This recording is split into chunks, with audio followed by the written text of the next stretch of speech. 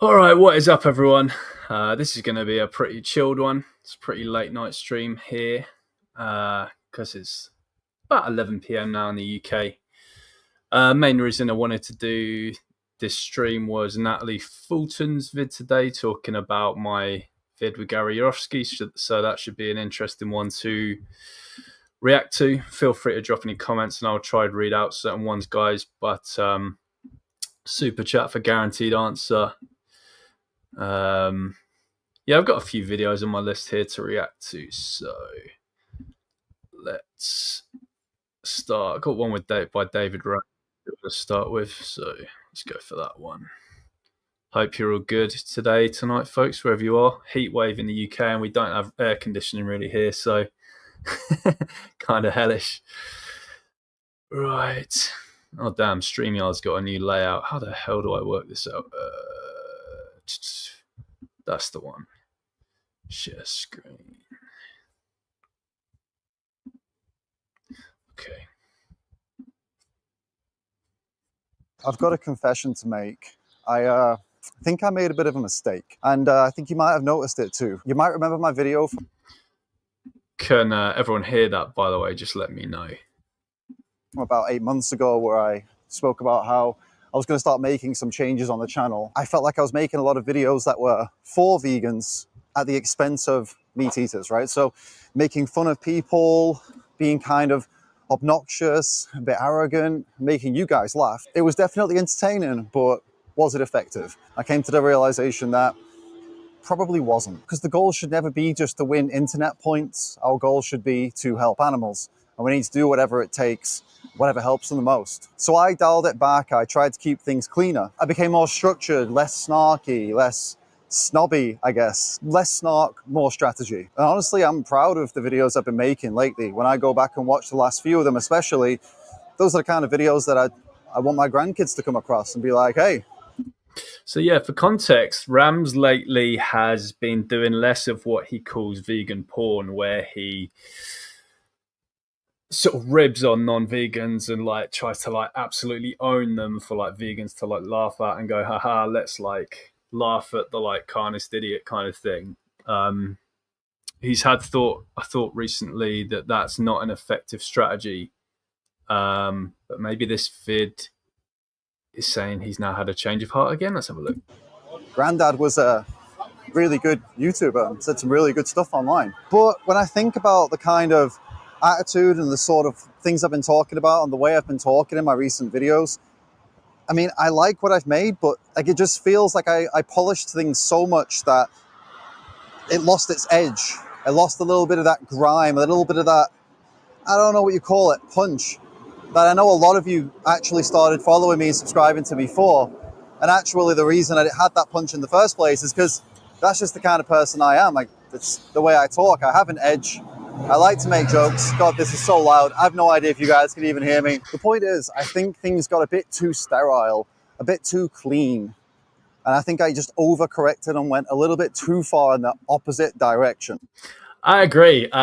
If your videos aren't like in some way entertaining by kind of like drawing a line and then crossing it, as George Carlin would say, unfortunately they won't.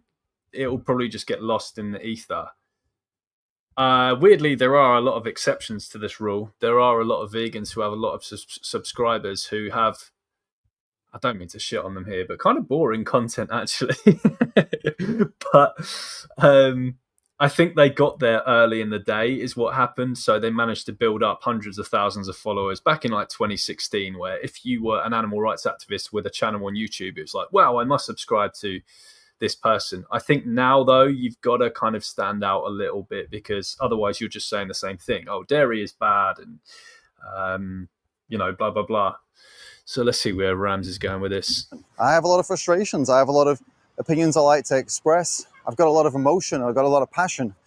And since I stopped putting so much of that in my videos, well, it had to come out in other ways. And most of it is actually going in my wife's ears. And she absolutely loves that. She loves dealing with all my frustrations and all my venting, I can tell you. For her sake, and of course for your sake, I think it's time I put a bit more of that frustration, a bit more of that passion, a bit more of that vent back into the videos. There has to be a middle ground, right?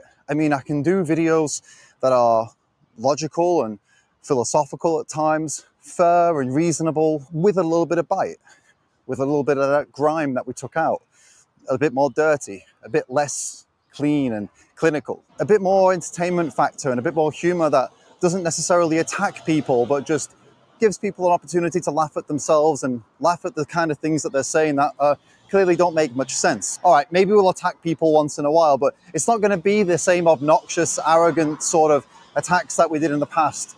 It's going to be attacking more the things people... Just pausing here to show a comment from Connor. This is why I haven't posted on my activism channel in like 7 to 8 years. I literally can't think of anything I can do differently that isn't already been done by so many others.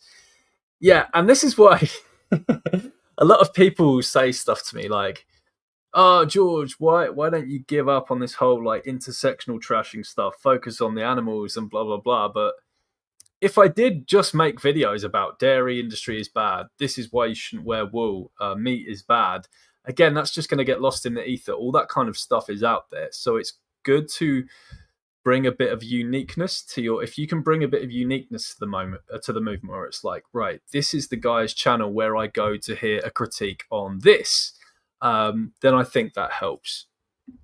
People say, making fun of them maybe a little bit, but not to the point where they would look at us and say, wow, the vegans think they're so much better than me and I'm not going to listen to this guy.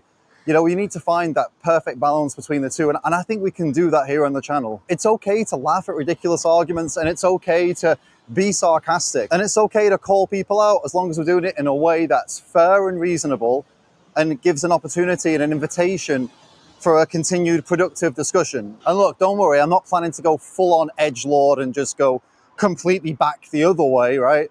I think I've learned a lot over this last year or so, and I think this is what needed to happen. I think now we're going to find this perfect balance between the edgy stuff and the really fair and reasonable stuff. So what does this mean for the channel? Well, it means that we're still going to make videos that are aiming to educate and convince people. We're still going 100% down the strategic route.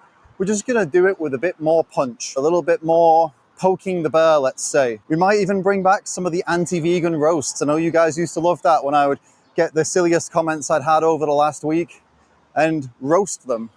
Meat flakes of the week, we used to call it, but the word meat flake was a bit, you know, that's part of the old way. I think using that word on people was part of the kind of arrogance I was talking about. And, you know, I still have some strong feelings towards the word. I mean, I used it for a long time, and it is definitely a good and fun thing to use. But in terms of getting people on our side, does it work? Not so convinced. So maybe we could bring it back with a new name that's a little bit more inviting, that doesn't just kind of label people as enemies. What do you think, guys? Anyone got any ideas of what we could do to replace the word meat flake with something that's a bit more in line with our goals? So we're going to bring some fun to the strategy. We're going to have a bit more fun.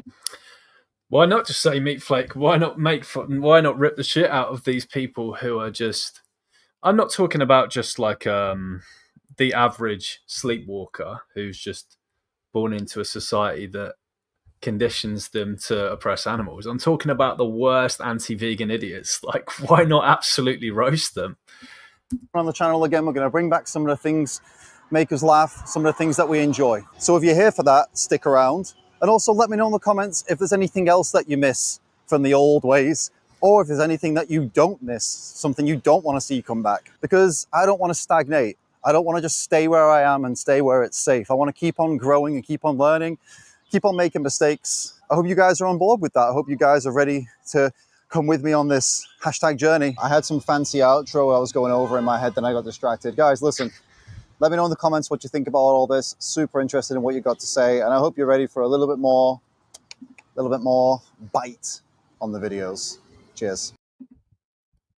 Good. Yes, let's get the old Rams back, the old Rams content back for sure. Yeah, I think his content should have a little bit more bite, but at the same time, it's really interesting the path that Rams has took. He's been on a bit of a journey of self-discovery, and he's finding out what works and what doesn't, and he's changed a lot of his views on stuff. So that's interesting. All right, guys, what have we got next on my list?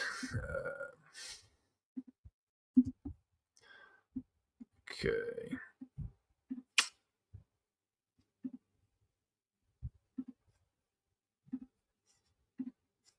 All right, this one is Danny Ishe, formerly known as Lifting Vegan Logic. Feminist addresses veganism is bad. This is only a short one. Ago, I posted a can of La Colombe s'mores iced latte on my Instagram story. I was told that I support the rape and torture of female cows and therefore shouldn't speak on any social justice issues, and that I am a hypocrite and that my morals are inconsistent. I take no issue with vegans. I take issue with the ones who think it's appropriate to shame people for what they consume when there is no human way to ethically consume anything under capitalism. Okay, so I'm just going to try to keep this civil and share my objections. When people respond to veganism saying there's no ethical consumption under capitalism, how are we supposed to interpret this? Does this mean that everything goes, everything is equally bad? If my neighbor started breeding and killing dogs for meat and I financially supported that, and my financial support incentivized him to breed more dogs who will suffer and die for hamburgers, just like in animal agriculture, can I just say, oh, well, there's no ethical consumption under capitalism? Yeah, this is one of the worst arguments, because the people, there's no ethical consumption under capitalism. People, they're always the first ones to say, like, boycott JK Rowling, or hashtag support black businesses, or hashtag boycott Starbucks, or whatever the hell it is. So they absolutely know about boycotting certain things as a way of withdrawing your support for that industry, whatever it is, and instead focusing on ethical alternatives. So they know this, but when it comes to veganism, they just say, oh, it's pointless. If you buy, the apple, you're just as bad as the person buying the bacon. Shut down criticism? Would she not criticize me? I mean, I hope she would. And I'm guessing people who use this line do encourage buying from businesses that practice fair trade, which implies there is a spectrum of harm here. And if we accept this, it's pretty clear that animal agriculture is at the extreme end of the spectrum. It literally involves breeding, forcibly inseminating, exploiting, and killing billions of sentient beings, often in horrible conditions. And when you factor in fish, there's trillions of beings being killed. She also made this point in her stories about bad crop labor, which is pretty similar to when people point out that vegans support sweatshops. So I'll address this, but first let's be clear that pointing out hypocrisy in somebody who is criticizing you is just a tu quoque fallacy. You are not addressing their criticism. Secondly, you can acknowledge that workers that work in crop fields or sweatshops have less than ideal conditions and that we should improve them, while also understanding that buying animal products is not truly analogous to buying from businesses with these practices. Here is the key difference. Buying animal products directly funds the breeding, use, and killing of sentient beings. With crops you're buying from sweatshops, even if the labor conditions are bad, you're not creating sentient victims for the purpose of using and killing them. And often those jobs, while far from ideal, are still the best or only options for those workers. That doesn't mean vegans don't care about these issues. We absolutely should work to improve them, but the harms just are not analogous. In other words, there are more reasons to believe that buying animal products increases this utility than buying crops, since the former guarantees the breeding and killing of sentient beings, while the latter may involve labor that, although unfair, can still represent the best or only option for survival for those workers. Losing this job could actually result in more suffering. I'm also curious, does breeding, exploiting, and killing animals suddenly become ethical under a socialist system or something that's not capitalist? How exactly? What vegans take issue with would still be happening, the breeding, exploiting, and killing of animals for food. I'd be curious to know. Yeah, I was on an animal rights march in Bristol the other week, and this dude was like handing out copies of The Socialist Worker, and he just went up to me and he offered me a copy, and he was just like, do you think it's possible to have a vegan world under capitalism? And I sort of said, I think I just said, yeah, I do think it is technically possible. I don't see how having a socialist or communist system would make it more possible. There's definitely flaws with capitalism. It profits from the mass murder of animals, so there's a profit motive. The thing is, there's also a profit motive to stop it. It creates innovation for things like lab meat and these other alternate proteins, as they're called. And I said, like in Cuba, for example, you don't really get to control things with your demand. You just get sent like a ration pack in the post every week. You can't say like, I want to boycott like the murder of all these like pigs and cows. You just get sent food and kind of have to eat it. But yeah, let's carry on with the vid. So in her view, what is the morally relevant difference between humans and animals such that it's ethical to farm animals? Oh, and one more point I made to him. even in cashless societies, in societies with literally no monetary system at all, they treat animals brutally. Like there's tribes in Africa where, like, as a rite of passage into manhood, they'll have to like kill a cow with their bare hands. I mean, imagine just the brutality of that, what that would take to kill this big, beautiful being with just your bare hands. That happens in a completely cashless society. The problem is speciesism. And then if you look at communist societies, look at the Khmer Rouge, how brutally they treated animals in, it was Cambodia, right? Under Pol Pot. They used like live animals as bayonet practice. And then you've got places like North Korea. Well, just think how animals are treated there.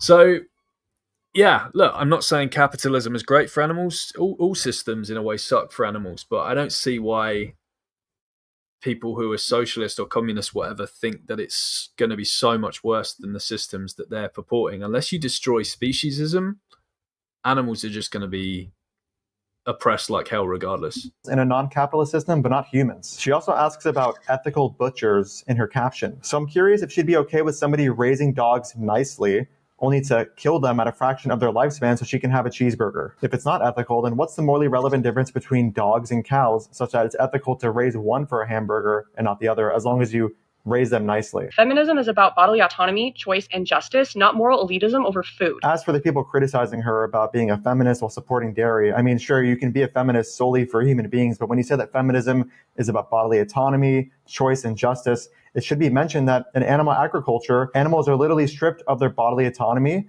and they're given no choice, and it's clearly an injustice. So the question really becomes... So I'm going to make a controversial statement here. I practice what I preach, okay? So just in the same way that I think animal rights should be about animals, I'm happy to accept that the feminism movement should just be about women. But I think it's fine to actually just say, but I think you have an inconsistent, do you think the values that you have, respect for bodily autonomy, blah, blah, blah, why not apply those to animals as well?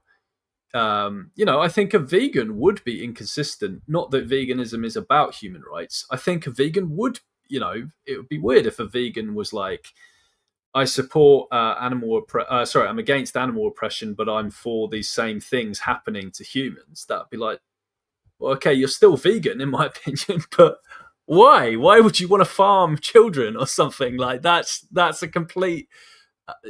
That is a double standard there. So the same applies to feminists. I would still be consistent and say, look, you can still be a feminist if you're not vegan, but holy hell, you're not respecting the values you claim to have, like bodily autonomy and consent and all these things.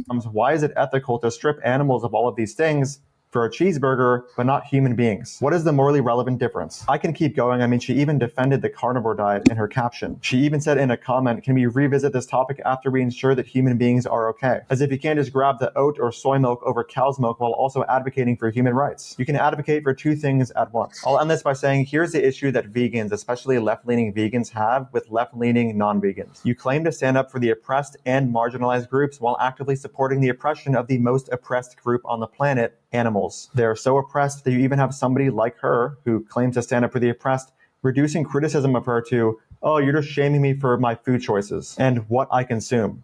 It's who you consume. These are individual sentient beings we're talking about. This is how victimized animals are in modern society. I hope you give this a second thought. What's up? Yeah, very well said, Danny. Yeah, it's very troubling that people commit such kind of victim erasure, this whole like what I eat bullshit, and they don't think about who I eat. I got a comment here from Lewis Miguel. Oh look, Tim Spears is in the comments, everyone. I'm not even gonna read your comments out, Tim. You can just shout into the void, mate, because you're just shouting a load of bullshit there. Lewis Miguel. I wrote a strongly worded comment on Natalie's last video since she was okay doing it to Gary and George and she failed to respond convincingly. Modern intersectionality is totally inconsistent. All right, I guess we're going to see that now.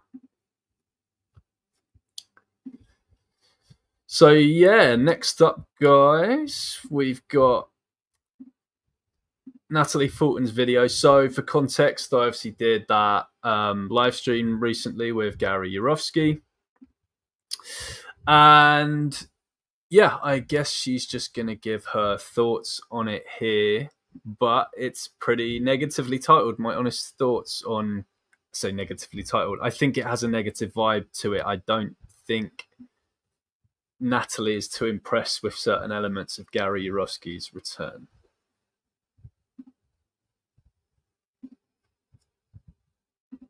Hey everybody, Natalie here, and today I want to talk about Gary Yourofsky's return to vegan activism, as the community seems somewhat divided over it. Some people are thrilled that he's back, and in their eyes he can do no wrong, and others think that he's a racist Zionist and shouldn't even be allowed at events. In this video, I'm hoping to bring some nuance to the discussion, highlight some of the vegan community's concerns, and respond to Gary's points. I'm not going to respond to anything he said 10 years ago because, you know, we all change. I've changed in the last 10 years. I wasn't even a vegan back then. And frankly, he's given me a lot to work with just over this last week. If you're not familiar with Gary Yourofsky, he is regarded as one of the most influential animal liberation activists of our time. He's liberated thousands of animals, spoken to hundreds of thousands of students about veganism, and his speech from Georgia Tech in 2010 has millions of views and turned countless people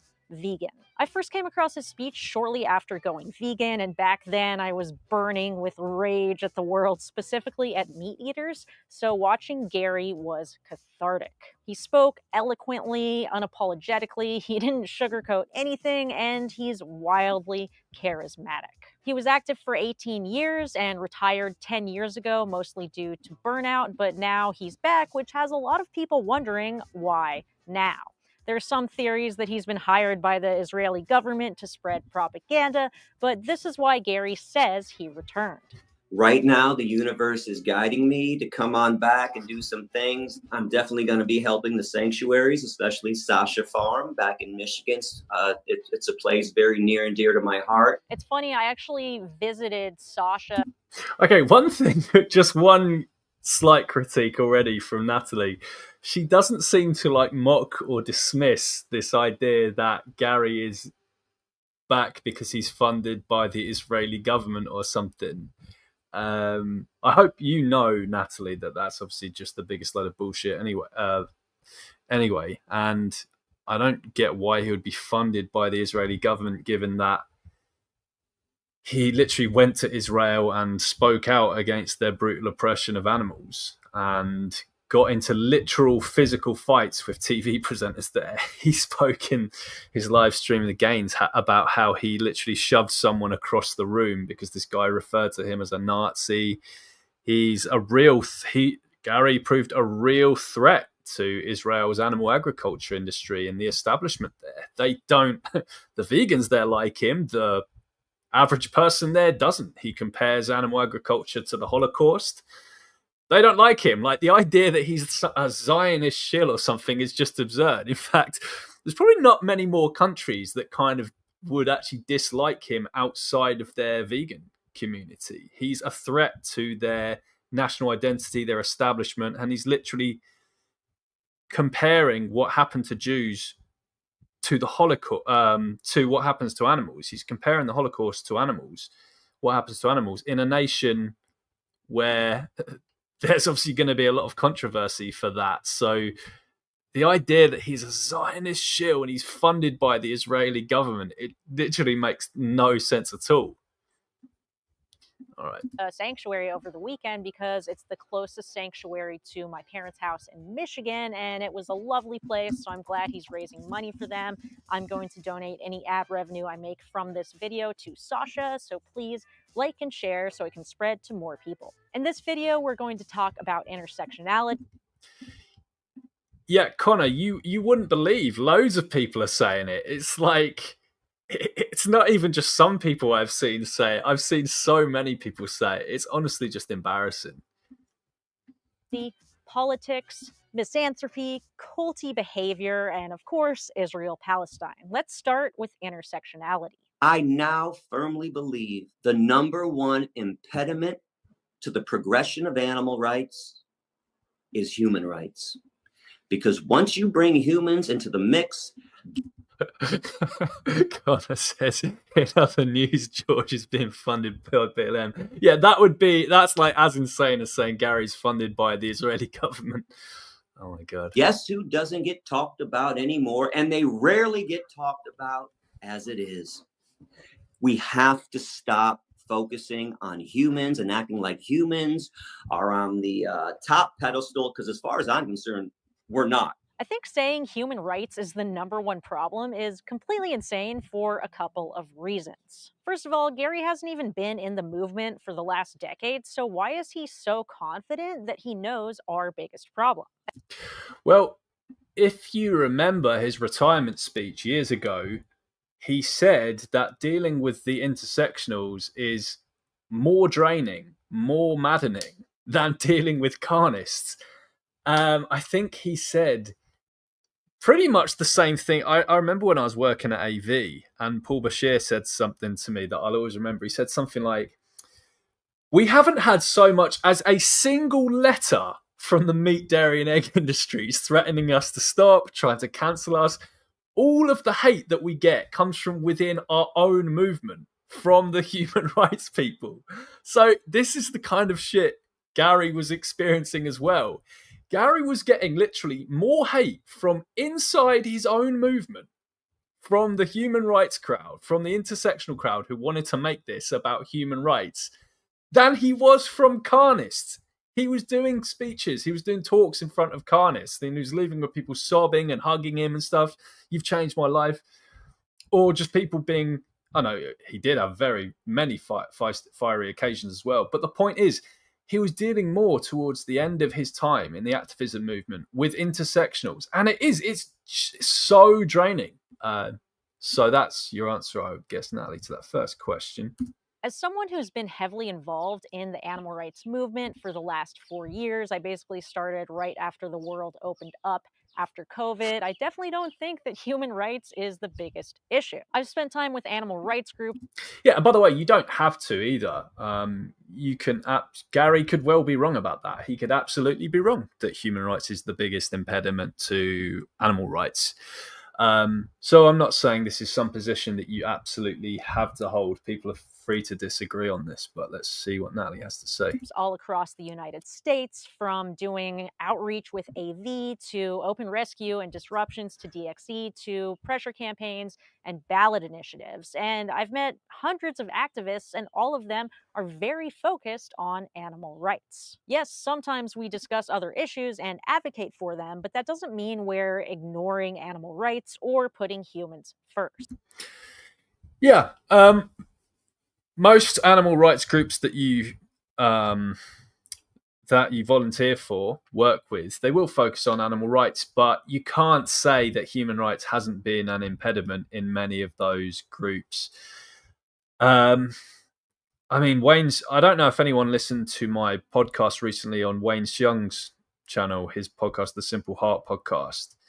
It's on Spotify and on YouTube if you want to check it out. But it was a brilliant chat with Wayne. And Wayne basically said, this is just one of many, many examples, that he knows a woman who worked for an animal rights organization back in 2020 when this was at the peak of all the cancel culture stuff. And she got fired for writing an email about animals, about animal rights.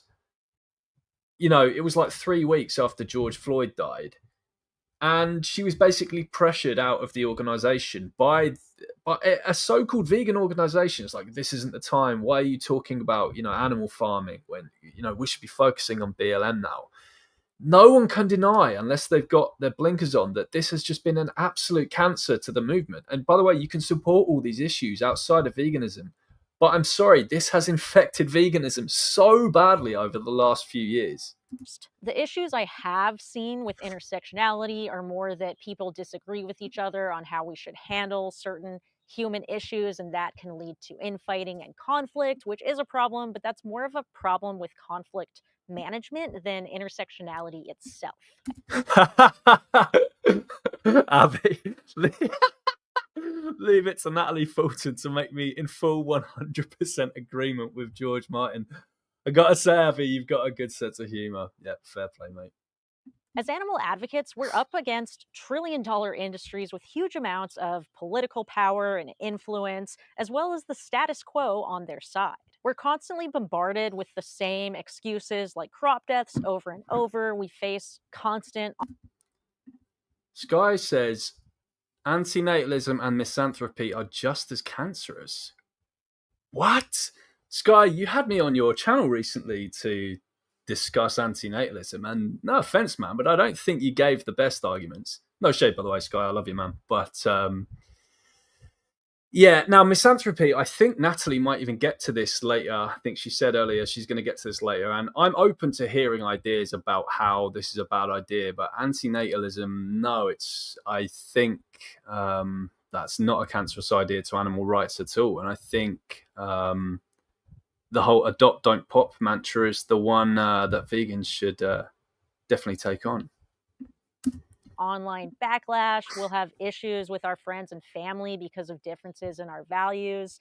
And sometimes it feels like we're not even making progress. Saying that animal rights is failing because of intersectionality just isn't true, especially when you consider what we're up against. I think it actually is true. The movement is now more back on track than it was. So at the peak of cancel culture in 2020, when intersectionals kind of won the culture war, as it were, and basically took over the movement, so many activists left the movement. They dropped out. So many people felt bullied, cancelled.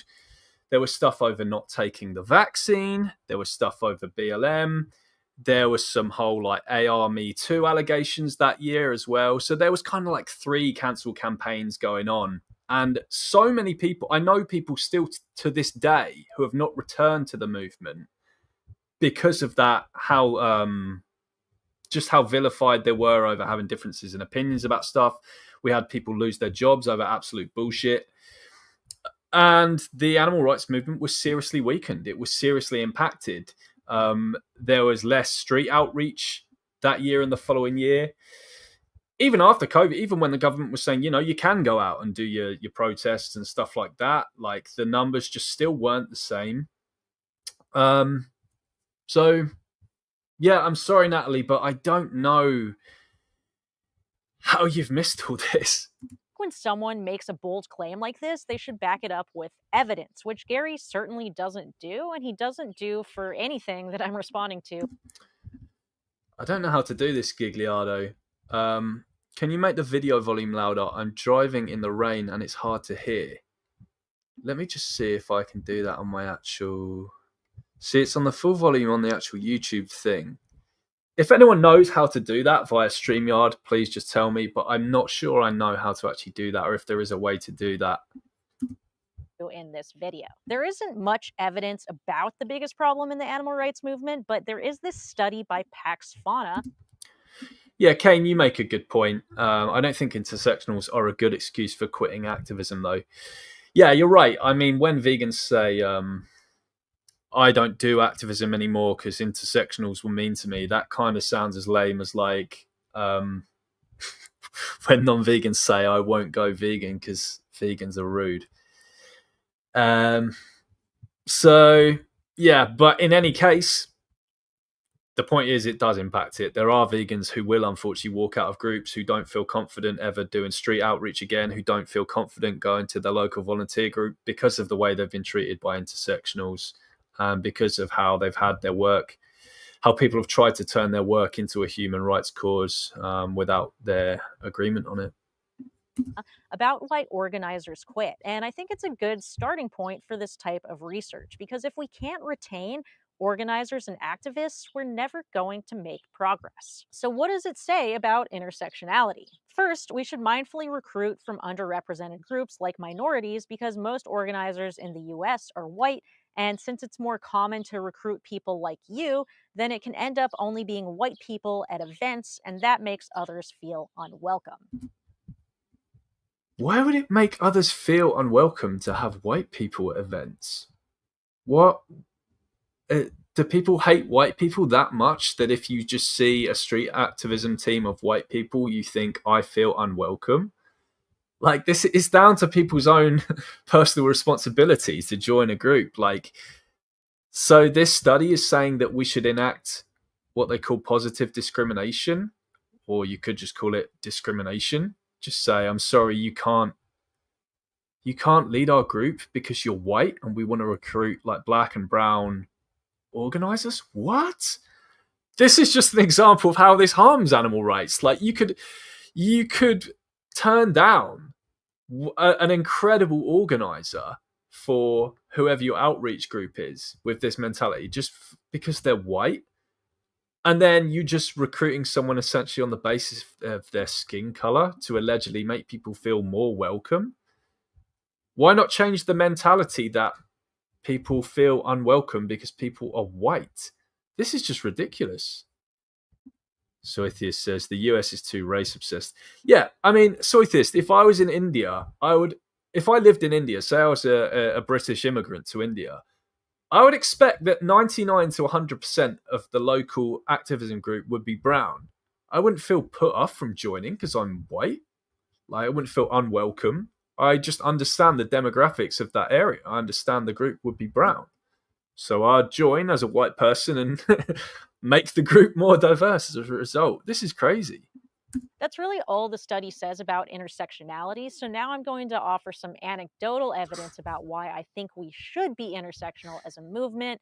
And I want to clarify what I mean, because it seems like George and Gary are using a different definition of intersectionality, which we can see when George makes this bizarre statement here. The animal rights movement is the only movement that intersectionality is applied to, because when it comes to Black Lives Matter, they hate a motherfucker who shouts all lives matter or white lives matter. They say, no.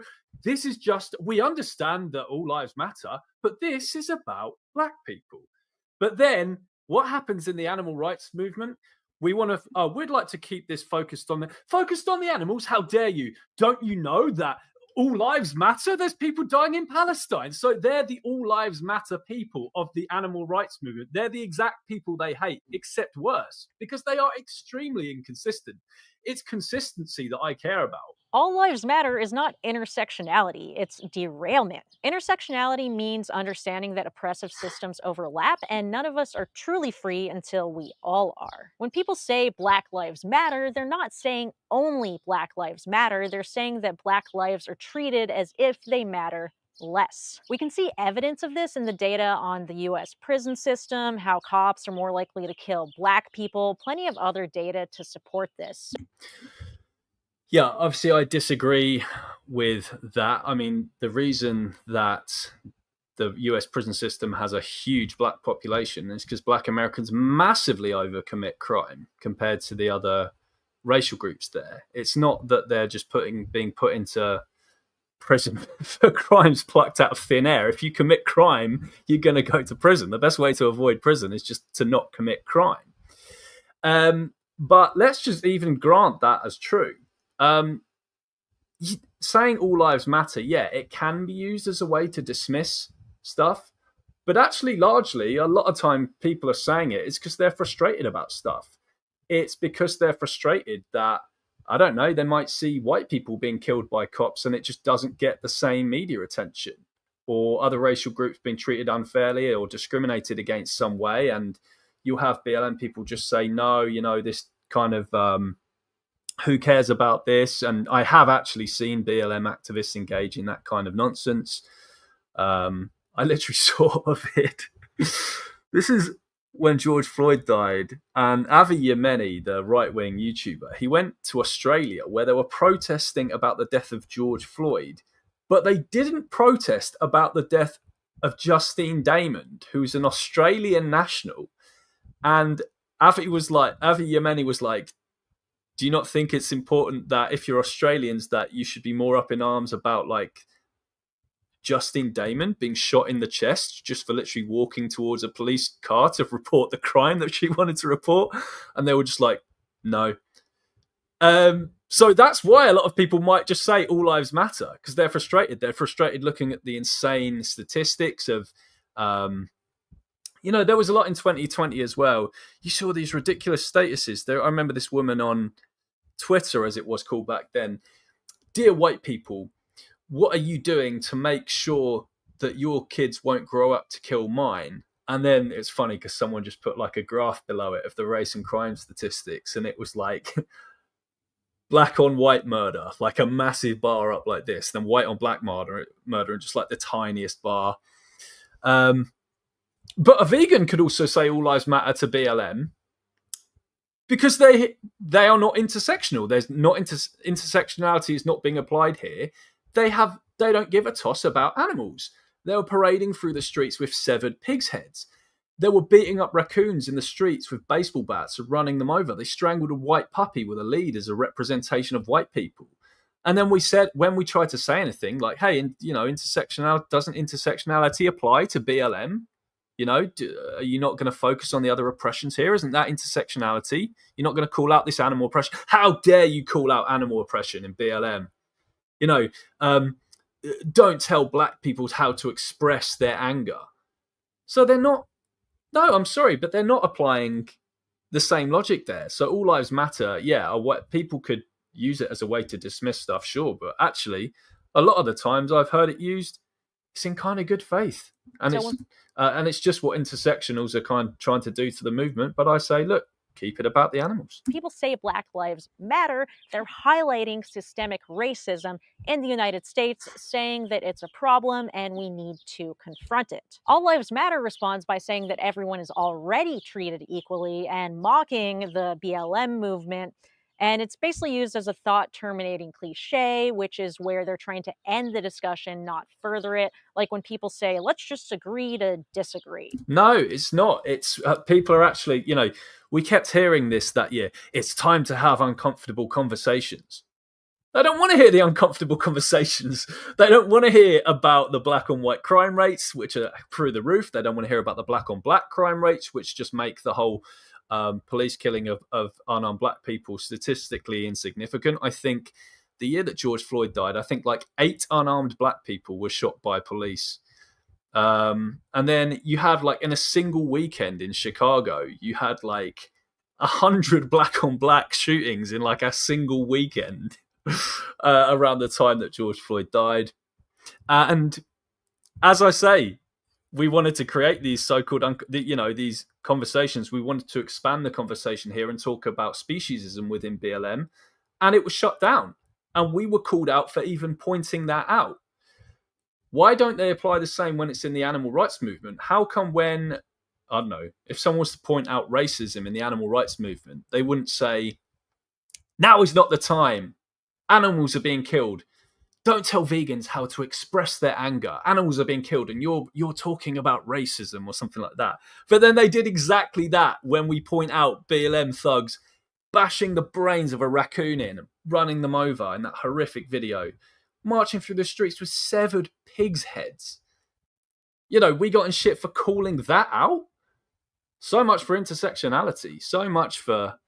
Yeah, anyway, you get my gist. That's certainly not what I mean by intersectionality. When I say it, I mean supporting and working with other social justice movements. I don't think animal activists have an obligation to work with other social justice movements, but I think it helps our activism because we can learn from them. It also increases our social circle and normalizes being vegan in different groups. George and Gary say animal rights is the only movement that's expected to be intersectional, but that's just not true from my experience. I've only really been involved with climate and urbanist movements, as well as some recent pro-immigration stuff too, and the whole time, all of these groups are constantly trying to collaborate and build coalitions with other movements.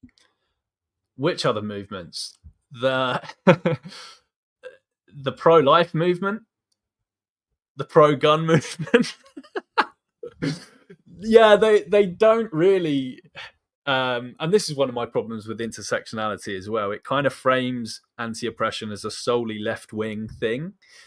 But they don't acknowledge that all these other people are fighting for the things they fight for because they believe that it's the best thing. And then it tries to exert itself into veganism as this like thing where just those groups are objectively right and then those other groups are wrong. But even so, these groups aren't applying, these groups are saying shit all about animals. So where is this intersectionality within BLM? Where is this consistent anti-oppression?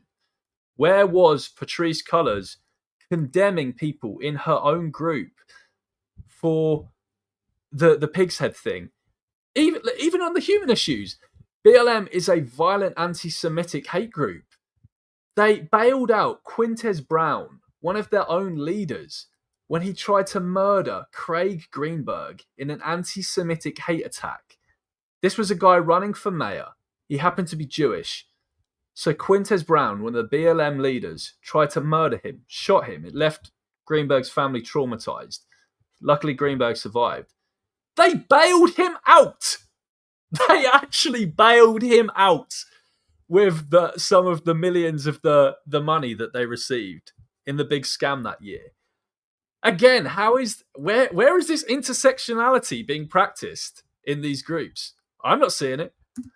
As far as I'm aware, George and Gary haven't been involved with other movements, so I think that they just made this up. With the war on immigrants going on in the US right now, I think it's especially important for us. There isn't a war on immigrants going on in the US. There's a war on people from other countries who are in the US illegal. So people who are citizens of other countries who have snuck into the US. There isn't any kind of war as far... I mean, people will disagree with me, obviously, and that's fine. But in my opinion, there is no war on immigrants in the United States right now. There's a war on, if you want to call it a war, it's just process being carried out against citizens of other countries who are in the US illegally. To support them, not only because it's the right thing to do, but because it benefits us. When the government has the power to deport whoever they want, they'll use it to target animal activists. Yeah, I don't think they're deporting whoever they want. They're specifically deporting... You can't deport people who are US citizens. By definition, if someone is American, where would you deport them to? Why would any other country take them? Hey, this guy, you're being deported to where? Who's going to take an American citizen? They're deporting people who are citizens of other countries. They're not deporting who they want. Activists. We already know the FBI has targeted us for years, and this gives them an easy way to get rid of us. The fear of deportation also hurts our community. I lead a social media working group for Pro-Animal Future in Colorado, and one of our activists quit because he was worried that posting anything online would get him deported, and it's a valid fear. We saw what's going on with Mahmoud Kamil, who's facing deportation for pro-Palestine activism. What would stop them from deporting someone who's fighting for animal rights? Nothing. Well, I don't know why someone who was fighting for animal rights would be deported, but this could happen pretty much anywhere if they essentially committed some kind of like quote unquote crime. I guess I would partly agree with Natalie on this point. I mean, if an immigrant in the UK rightly commits an act of animal liberation, maybe the UK government would deport them. I don't know. So yeah, I would obviously stand against that, but that's because I don't think that should be a crime. That's why we need to stand up to fight against this now. The other reason we should build bridges with immigrants is because they're the biggest demographic working in slaughterhouses. We've already built bridges with immigrants. Like, we love that, like, veganism is a global movement, and we accept immigrants in every single animal rights group there is. The bridge has already been built. I don't see any kind of issue at all. We love people. We love vegans from whatever country that they're in. Houses. This was a big issue with our campaign to ban slaughterhouses in Denver. The entire election became about how white activists were taking jobs from immigrants, and it really sucked. If we'd had more support from the Hispanic community, and we did have some support, just not enough public support, and if we'd had the support of unions as well, then maybe we could have won that election and won real change for animals. So those are the main reasons I think intersectionality is important. It's morally right, it's strategic, and it makes... By the way, Trump's campaign right now to deport all the illegal immigrants, by the way, that would actually massively help veganism within the USA, because there's so much illegal workers in these slaughterhouses. So you would massively decrease slaughterhouse employment. You would decrease the number of animals massacred in the country every year massively because of all the people in the country who shouldn't be there funding the animal holocaust. I don't see how removing people from the country who aren't in the country legally is going to harm animals. It's going to help animals. It's going to hit the slaughterhouse bosses where it hurts. You can't just illegally hire all these people now from other countries, and it's going to clear a lot of people out the country who would be supporting animal abuse. Now, obviously, the counter argument to that, though, is that they were supporting in other countries. But I think in the US, the demand is like, so it's just, I'd say, easier to create like a massive demand because of the giant factory farming industry they have in the States. Us stronger. Now let's talk about politics. Lobbying, I agree with that. I think is garbage. I don't think you can pass a law that people don't understand why the law has been passed. Plus, you're not going to get anyone to enforce it anyway. So I see a lot of groups going, "Oh, Gary, we should put laws on the books." Now the laws come at the end when everybody understands it, everybody gets it. Saying that we shouldn't do any lobbying is crazy to me, especially because the animal agriculture industry spends so much time lobbying, and that's part of why the animal rights movement is struggling right now. Because the meat industry has spent so much time lobbying, they get billions of dollars in subsidies every year, and they just got even more with Trump's new big beautiful bill, adding $58 billion to the $38 billion they were already receiving every year. Yeah, it's troubling, and I hate Trump's policies on animals. I think everyone should, but I don't think that the Democrats had good policies on animals either. I mean, Biden's pretty much the first thing Biden did when he got into office was inject, I think it was $1 billion into the meat industry. The Biden administration were also funding these bizarre, like, gender assignment experiments on animals. These really just like sick, weird experiments, like on rats, and about feeding them certain hormones to change their gender or something, and castrating them and doing all these really weird things to innocent animals. And the Trump administration came along and I'm just like, no, what the hell is this? This has to stop. I think they've shut down a fair bit of the animal testing stuff with the beagles, maybe as well, the Trump administration. But the policies in general on animals suck. I'm not defending them. But I think both sides just absolutely suck for animals when it comes to US politics. We know that price has an outsized impact on consumer behavior. So if we want to change consumer behavior, then we need to change the subsidies. The meat industry has also been successful in banning lab-grown meat in 7 states, and that's going to hurt animals too. As animal activists, we have to fight back. A lot of people want... Yeah, I agree with Natalie here. It's shocking hypocrisy from those Republican states that have banned lab meat. It's just sheer protectionism, corporate protectionism for their mates in agriculture. It's an assault on the free market. It's an assault on freedom and liberty and these values they claim to hold. It's absolutely shameful that these Republican states have done that.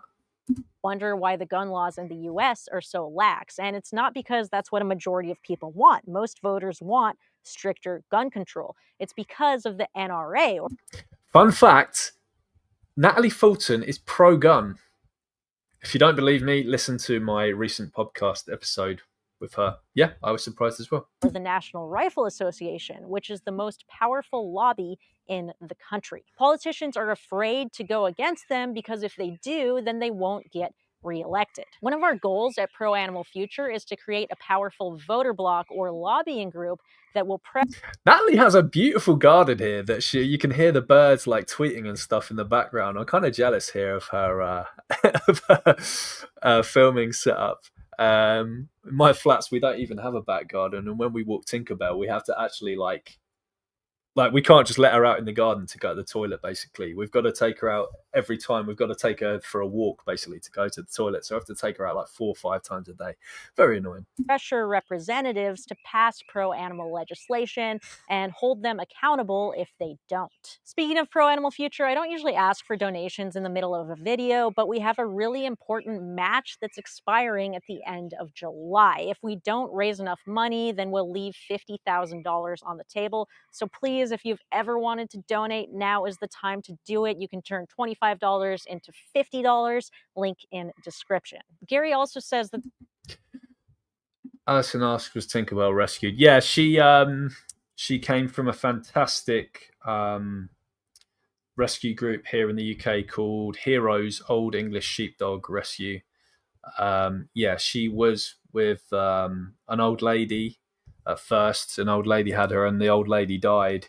So poor Tinkerbell was left locked in the house with the dead old lady for like 3 days before people clocked on that the lady had died. So poor girl had to just be in the house on her own. And then the old lady's, I think, daughter, who has kids, took her in, but she wasn't great with the kids. But I think the kids used to like pull her hair and like get in her face and stuff, and they nearly had an accident. So they had to make the heartbreaking decision to give her to Heroes Old English Sheepdog Rescue, and they've been great. And we took her off them, and we absolutely love her. The public doesn't understand why laws are being passed, and that can be true with legislation, but it's definitely not true with Pro-Animal Future's other main strategy, which is ballot initiatives. With ballot initiatives, the voters themselves vote on the law and decide if it gets passed. With our Denver campaign to ban fur and slaughterhouses, even though they didn't pass, they became the hottest and most expensive issues on the local ballot. Everyone in the city was talking about animal rights. We got a ton of press coverage, and the meat industry spent $2 million against our campaign. Just going to fast forward a bit and go to more about Gary here. Most social change happens in the political sphere. So telling animal activists not to get involved in politics not only hurts the movement, but it hurts the animals. Yeah, I think I might agree with Natalie here. If Gary Yourofsky specifically said don't get involved in politics, I'm not sure if that's exactly what he said. I guess I would disagree with him. I think it's good to have political representation for vegans, and I think it's good to make policy change. It's one of the many angles we need to attack if we're to end what's happening to animals. So another way Gary is harming the movement is by being misanthropic. I was lecturing in rural. Oh, Sky. Let's see if Natalie here is going to validate your opinion. You said misanthropy is a cancer to the animal rights movement. So let's hear what Natalie has to say. Rural Ohio, and I actually said to the newspaper guy, I would not want anything bad to happen to Greg, the pig farmer that I talked to today. We had a discussion. So it started off where I didn't want anyone to be harmed. But after all those years, I'm like, you know what? Humans are a scourge. We suck. We don't understand compassion and decency. Look, I'm not going to pretend that I never feel this way. When you see the horrible violence that's happening to animals, when people constantly mock you just for being vegan, and when you see how slow progress is, it's really easy to start hating everyone. It is, and I have no problem as it is with vegans who aren't misanthropic, but I do find it kind of weird when vegans aren't misanthropic, because it's just like, with all the shit that we have to go through and with all the shit that humans do to animals, this is 99.9% of humans support what's happening to animals. Kind of, how are you not misanthropic? I almost feel like a bit like when I hear a vegan who's like, yeah, no, I don't hate humans. I'm just a bit like, okay, like how? Yeah, I don't really understand how you could kind of not. I'm trying not to judge you for it, but it just seems like a very natural thing that's going to happen as a result of being vegan for even like a year. That misanthropy is just going to kind of happen. It's pretty natural. But the problem with misanthropy is that it's not helpful, and it hurts your ability to keep fighting. And we have data that shows this. A 2020 paper in Conservation Biology found that activists who cultivate hope, the opposite of misanthropy, are...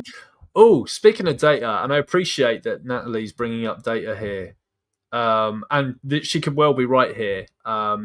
If misanthropy affects your ability to fight for animals, this is definitely something we should work on, right? There's a paper that Wayne Shung sent me after our podcast that basically concluded that intersectionality doesn't work. It essentially showed that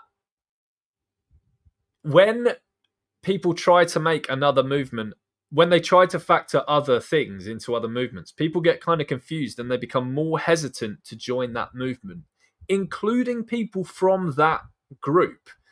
I think what the study found was they ran an experiment where they tried to they put an email out for joining BLM or something that was just about BLM, and then they tried to make it also about trans rights and women's rights or something, and look at it through an intersectional lens. And they found even people from those groups, for example, a trans person or a woman, was actually more hesitant to join it because it just created more confusion. And they were just like, what is it that this is about here? People actually prefer to join a cause where it actually focuses on that single issue. I'm probably going to do a video on that soon. I haven't read the study in detail yet, but I was very, very excited when Wayne told me he was going to send me that paper. So that's just something, Natalie, I'll throw into earlier. There's maybe data to show that intersectionality doesn't work, just because I know you like your data in your studies. More resilient and less likely to burn out. Another study found that hope plays a central role in motivating collective action. It enhances perceptions of efficacy and emotional engagement. When people believe that change is possible and that they can be part of it, they're more likely to stay active and engaged. And that's the real danger of misanthropy. It destroys your belief in other people's potential. And without that, you stop organizing, you stop protesting, and you burn out. Yeah, it depends what you mean by other people's potential. If you're talking about non-vegans, yeah. But I think that's only natural when you speak to thousands and thousands of non-vegans over your life and less than 1% of them change. I'm revealing how bad my advocacy is here now. I mean, yeah, why wouldn't you feel like you can't just instill yourself with this fake sense of hope? Like, no, people do change in their masses. It's just but they don't. It's gonna be a very, very long, slow, and frustrating road, unfortunately. Which is exactly what Gary says happened to him. He left the movement because he hated people, so I don't understand why he's back and promoting the worldview that made him leave in the first place. You don't have to ignore the suffering that people create in the world, but you do have to believe that they can do better. That's what makes social change possible. Not despair, not misanthropy, hope. Now I want to talk about some of the cultish behavior, like Gary's arrogance, how people hero worship him, and why I think it's a problem. Tell you what, I had a ton of success in rural America. I really did. And I converted hunters. I did, a lot of them. Do you know the majority of the people that hate me? Guess who fucking opened up their mind and made them vegan? Right here. I was told that all the people in Frankfurt that were trying to get me kicked out of the fundraiser, they're all Gary vegans. First of all, Right, okay. And if that isn't another thing that shows you what a cancer intersectionality is, I don't know the full details of this, but from what I gather, Gary did a fundraiser recently in Frankfurt for Sasha Farm. So he's raising money for an animal sanctuary. And intersectional vegans tried to stop it because he was there. And Gary said, ignore the fact I'm there. You can literally send a donation to Sasha Farm and you can write on your PayPal donation, fuck you, Gary, for all I care. But for God's sake, don't stop a fundraiser for a sanctuary. And I know that Natalie wouldn't agree with doing that. I know 100% that Natalie would agree with, she would not agree with people trying to stop a fundraiser for a sanctuary for animals just because they didn't like a person who was there. But this is one example of the type of toxic idiots in our movement. And people deny that this is a problem and that this doesn't harm animals. I don't think we should use language like converting because it implies religion, and veganism is not a religion. Religion is based on faith and belief, whereas veganism is based on scientific. Just respond to a comment here. Shivering says intersectionality doesn't work. Might be a bit misleading. You mean intersectional activism specifically, right? Because intersectionality existing as a sociological concept seems kind of obvious. Yeah, so if we're going by the Kimberly Crenshaw definition, yeah, fine. Yeah, it means, let's be specific, it means making a movement about other issues that aren't that issue or that aren't that group that you're focusing on, essentially. The study said it doesn't work and it puts people off actually joining it.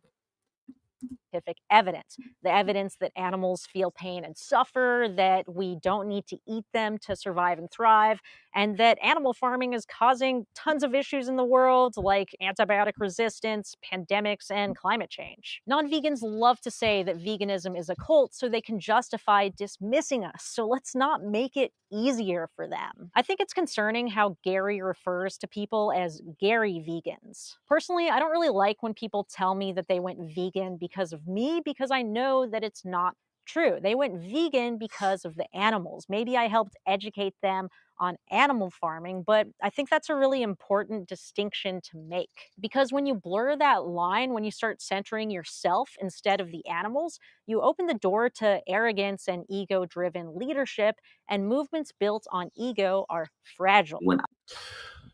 Yeah, I think Natalie here is overestimating how quote unquote arrogant Gary is. He's genuinely not. He's calling them Gary vegans in a light-hearted, kind manner because he did. I mean, if it weren't for him, they probably wouldn't have changed. Let's face it. We knew kind of what was happening to animals before his speech. We knew that an animal had to be stabbed in the throat, whatever.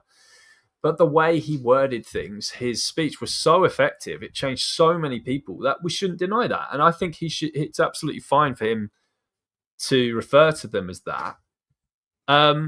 But in any case, I mean, I listened to his interview recently on the Vegan Report podcast, which is on Spotify. Really good podcast. Not really nice dude who runs that, Ryan. And Gary was saying, like, he'd get emails like, I listened to Earthling Ed's speech, and that was what changed me. He did it so much better than you. I didn't change when I watched your speech. And Gary would respond to them by saying, you think that's an insult to me? He goes, I love to hear that. He goes, that's great. I'm so glad that Ed got through to you, or James Aspie, whoever it was, got through to you in a better way that I did. And he does say in that actually, you know, he was part of, I think Ed and James might have even gone vegan because of Gary Yourofsky. And Gary said the best compliment that a teacher can have is when their student goes on and does something better than him. I also want to say as well, because Gary gets labeled as a narcissist by other people. When Gary retired from the movement, I specifically remember him saying something along the lines of, I just want to fade away into the sun and be forgotten about. He says, I just want my work to live on, but I just don't care about people knowing me. He's turned down book deals, all this kind of stuff. He's really not self-absorbed and just interested in himself like so many people think. He's actually a super humble guy. He's just acknowledging the fact that he's changed an insane amount of people because he has. I needed to decompress. I drove up to Manchester, Michigan, and I walked around and I hugged and I kissed Big Red, and I hugged and I kissed Bima and all those pigs, and Gary Tofu, who was a pig there for a long time. I did make them name him after me. I was there the day somebody brought this baby pig. I'm like, there's a baby pig in that van. And I ran up to it. I'm like, you have to call him Gary Tofu. And he was everybody's favorite for a long time. Like, if you really don't care about adoration, then why insist that a pig be named after you? Oh, come on, Natalie. He's been going to Sasha Farm Sanctuary for 30 years. It's not really that a hard ask to say, that would be really cute if you named this. I think this piglet's really cute. I'd love if you named him after me. I mean, come on. If you're going there for 30 years, shoveling shit, working your ass off, sweating your balls off, is it really that tall an ask just to have something as cute as say, can we name this animal after me? if someone was just going there and just pissing about, like they're a new person there, they're just lazing about, they don't really go there to work, they just go there, pet the animals and go home. Yeah, that would be a bit narcissistic. But if you're breaking your back for them for like 3 decades, come on, let Gary do it, man. And then say that he was everyone's favorite pig, like the name somehow made him more lovable. We can see evidence of hero worship in the comments on that live stream. I don't think he was saying that. I don't think Gary said that the name made him more lovable. Anyway. No one is correcting the inaccurate things Gary said or pushing back. Because he didn't say anything inaccurate in that stream. He was just truth bomb after truth bomb. He was spitting straight fire. This is why he's changed so many people. At all. It's just endless praise. I think that's dangerous because when we idolize individuals, we...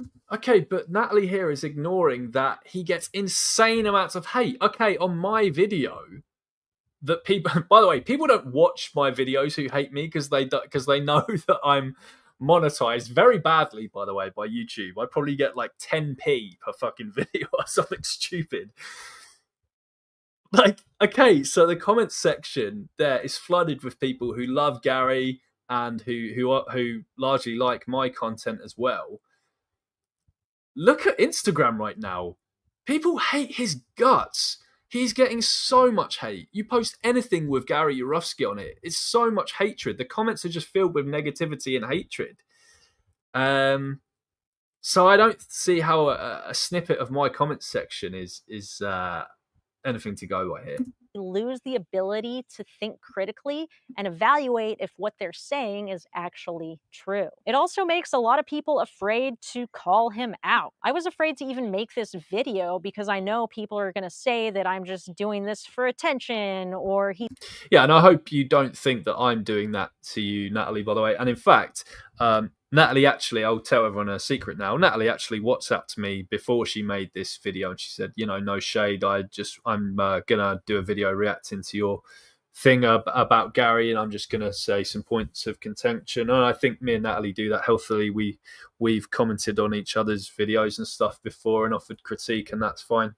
He's done so much more than me for the animals, and I'll never be as good of an advocate as him. And, you know, maybe that's true, but just because he's done a lot for animals in the past doesn't mean that he's immune to criticism now. Now let's get into everyone's favorite topic, Israel-Palestine. A lot of people are calling Gary a Zionist, and this is what he publicly said about it. People falsely label you as a Zionist, but actually the comment you made was that the land that there's this dispute going over, it doesn't belong to either of them. And you said the Americas didn't belong to whites or the natives. Who do you say the land belongs to, Gary? The land belongs to the animals. We stole it from them. We're all thieves. And then we fight over, wait, is it the Palestinians? Is it the Israelis? Is it the Americans, the Native Americans? It belongs to the animal kingdom. But I also don't see a reason why we all can't live peacefully amongst each other. And that includes the animals. So that's what he said publicly. But let's take a look at this private email that someone posted on Reddit. An activist emailed Gary about something he said during an AV workshop. Gary said gay people shouldn't speak up for Palestine because Palestinians don't like them. The activist said vilifying the victim is a classic tactic of oppressive propaganda. And that's something we see all the time with animal farmers, like when they say that it's okay to steal calves from dairy cows because the cows are bad mothers anyway. I think the difference here is that if you watch street interviews with Palestinians, they explicitly express that they don't want gay people's support. Not all of them. I don't want to tar them all with the same brush. I've seen Palestinians say, yeah, we'll take any support that we can get. But if you watch a video, for example, by Corey Gill-Schuster, really good channel, really interesting channel. He interviews Israelis, Palestinians, and Israeli Arabs as well, like in Israel and in like the West Bank. And he asks them questions that people send in. And one of the common questions that people send in is stuff like, do you want the support of gay people? Or what do you think of Queers for Palestine? And I'd say 90% of them just say like, no, we don't want these people's support. I think that's different from the cow thing that Natalie mentions. because you have a group of people saying so Queers for Palestine are there waving their flags saying Queers for Palestine, we love you, and Palestinians are explicitly saying fuck you to these people. So it is like it does kind of make it weird when intersectionals are like so hateful to people like Gary who just want to get on and do things for animals, but then they will fight tooth and nail for a huge majority of people who just don't like them, don't want their support. I've heard some of them in these interviews with Corey Jill Schuster just saying they're not human about gay people, like we don't want their support and all this kind of stuff. So that's very different from, I think, what the farmers say about the cow. I just think Gary's very confused here as to why people would be so supportive of people who specifically say, we don't want your support in large number. But again, that's not all Palestinians. There are some who say, no, we'll take whatever support. The activist calls Gary out for saying hateful things while promoting kindness to animals, and Gary's response is pretty different from what he said on George's stream. My brother, you are 100% wrong in this issue. Radical Muslims are 100% anti-gay, anti-trans, anti-black, anti-woman. They are the worst abusers of human rights. You got it all wrong. Then he says it shouldn't matter because he's not a human rights activist in any way, and it's fine to disagree with people on some things, but we should unite for the animals and not bring up human rights. The activist responds, and I think this is so ironic, that it was Gary who brought up Palestine in an animal rights workshop only to badmouth them.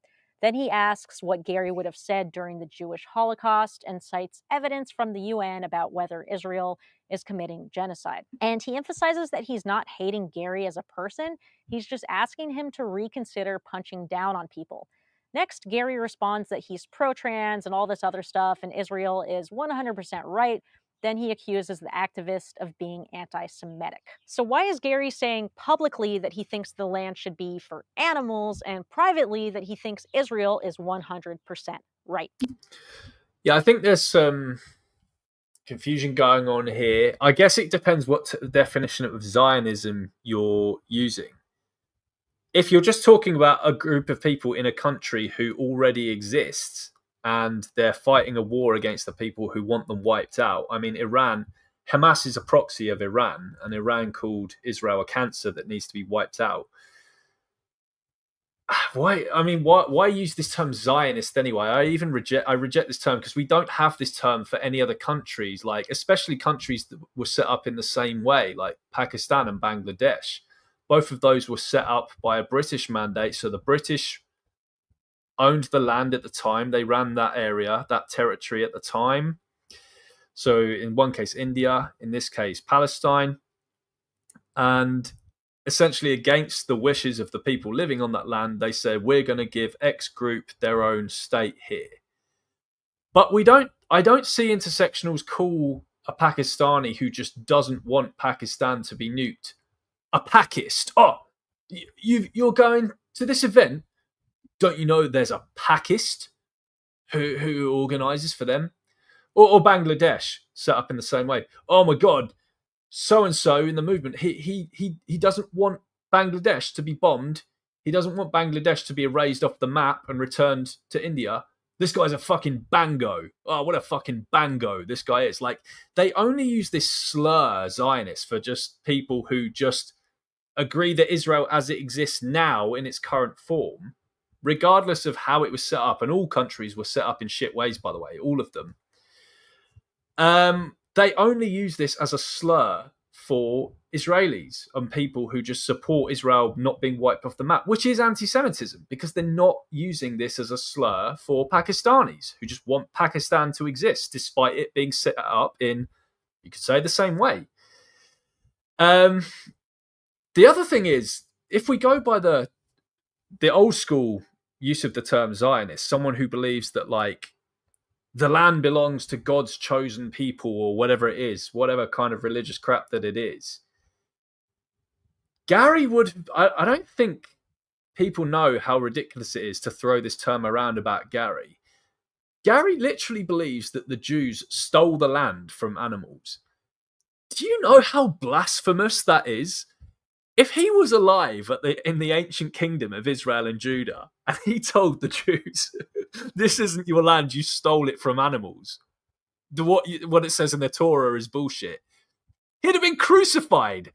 They would have literally driven nails into his hands and feet and put him up there with Jesus. They'd have cut his tongue out for blasphemy. I don't think people realize how ridiculous it is to throw this term around. If we go by that definition, as believing that it's some kind of divine right for Jews to have that land, he would have literally been put to death for blasphemy for this. He believes Jews stole the land from animals. It's like the most anti-Zionist position that there fucking is. Anyway.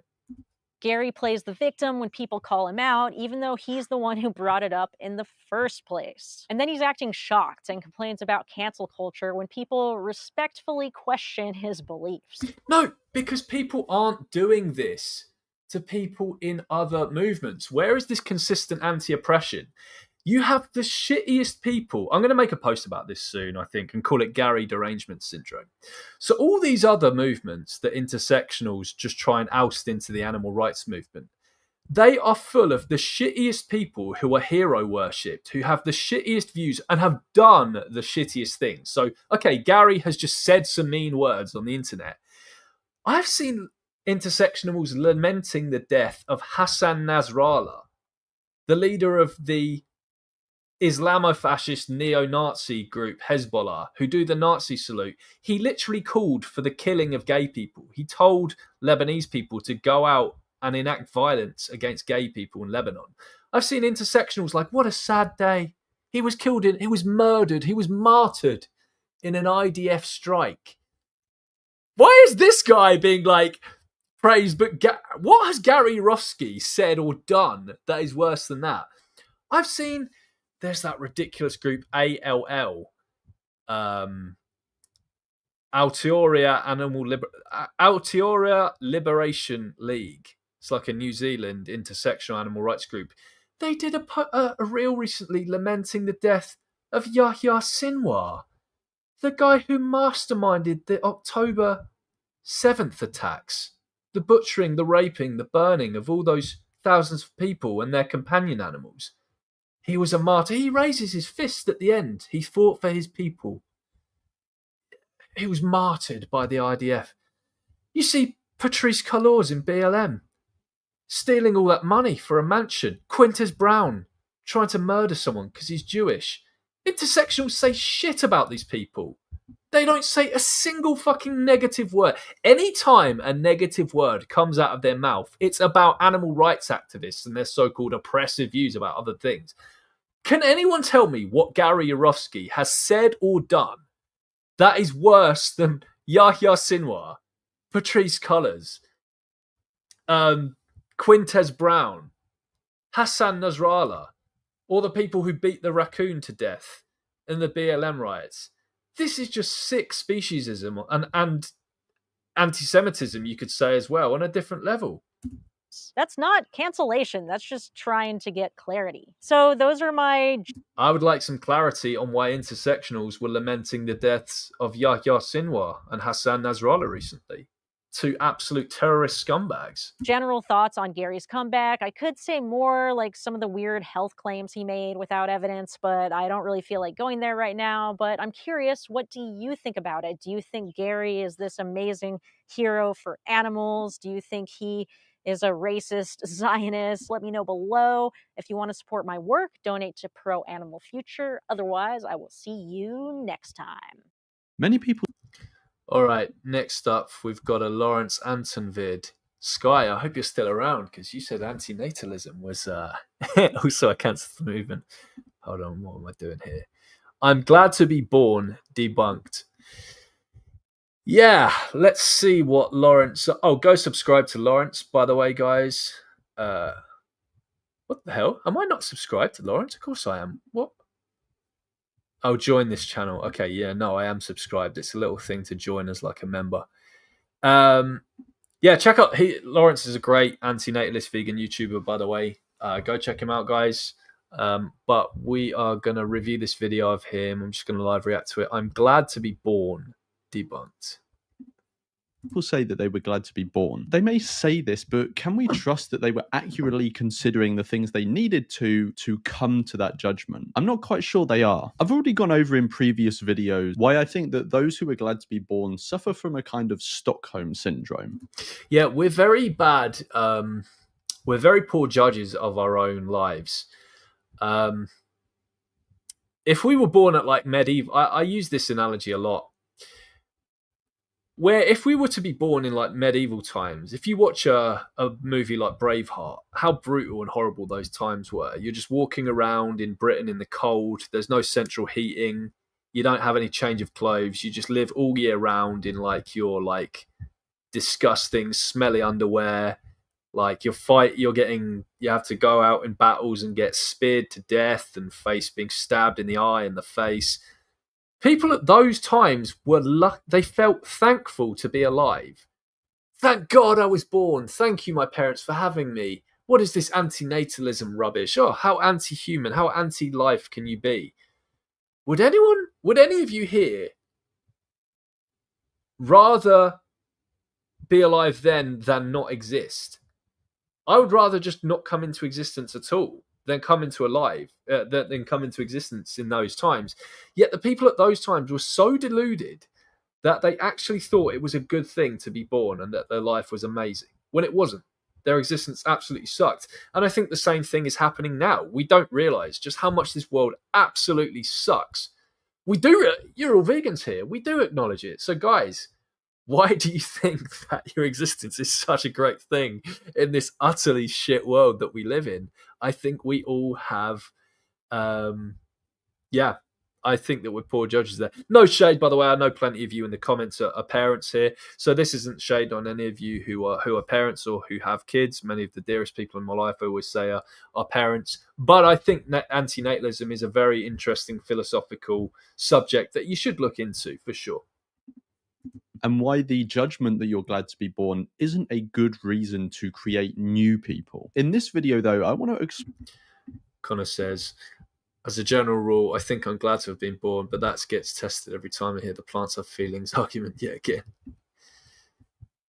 Or if we can trust this judgment at all. Let's get stuck in. In the paper To Be or Not to Have Been, Defective Counterfactual Reasoning About One's Own Existence by David Benatar, he says the following: the fact that there are people who are glad they came into being has been cited as evidence that, at least for those people, existence must be a benefit. In response, I've suggested that people's preferences in this area are profoundly unreliable indicators of what is actually better. One explanation for this is that those who declare a preference for having come into existence tend not to have really considered the counterfactual case, the scenario in which they never come into existence. If both options have not been truly considered, any ranking of one over the other is not an appropriately informed preference and thus cannot be taken as a reliable indicator of what is actually best. So what could these errors be that are hindering people in accurately considering the counterfactual where they never came into existence? Well, there are some conceptual ones and there are some psychological ones. Let's cover the conceptual ones first. Again, from the same paper, Benatar says this: the mistake made by the cheery people who think life is a benefit is that they make the wrong comparison. Rather than comparing the scenario in which a person exists with another scenario in which he does not exist, they compare the benefits with harms of the person who exists. In this latter comparison, if the benefits outweigh the costs, either in sheer quantity or via some distributive principle, then they judge the life to be preferable to never having come into existence. This, however, is the way to assess how good...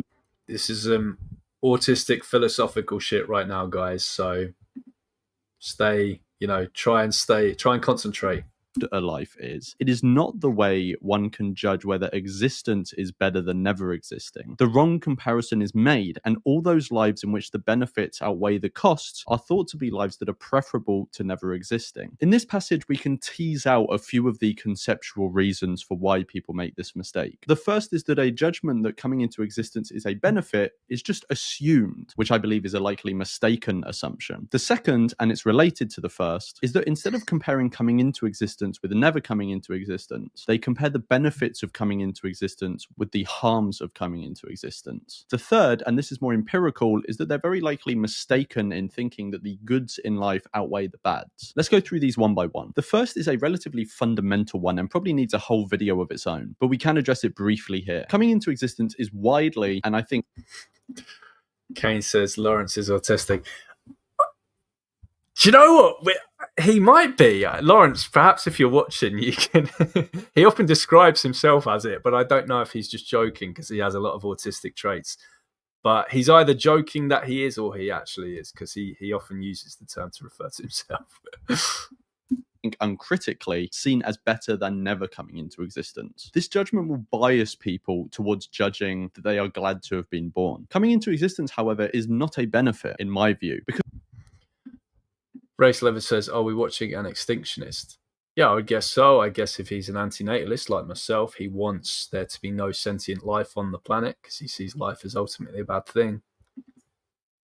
it carries no advantage over never existing, but it does carry a disadvantage. To understand this, let's begin with something else Benatar covers in this paper. Bad things happen only to those who come into existence. The never existent suffer no harm. Although it is true that it is also only existers who enjoy benefits, there is an asymmetry between harms and benefits, such that existence holds no advantage over never existing. The asymmetry is this: although the absence of harm is good, even if that good is not enjoyed by anyone, the absence of a benefit is not bad unless there is somebody for whom this absence is a deprivation. Given this asymmetry, the harms of existence are real disadvantages over never existing, whereas the benefits of existence, although good to the exister, are not real advantages over never existing. Benatar does go on to defend this asymmetry in his later book, Better Never to Have Been: The Harm of Coming into Existence, but this video isn't the place to cover the details of that. I'll make a whole separate video on that, and if you want to check out that book, it's linked in the description. To help convey understanding of what Benatar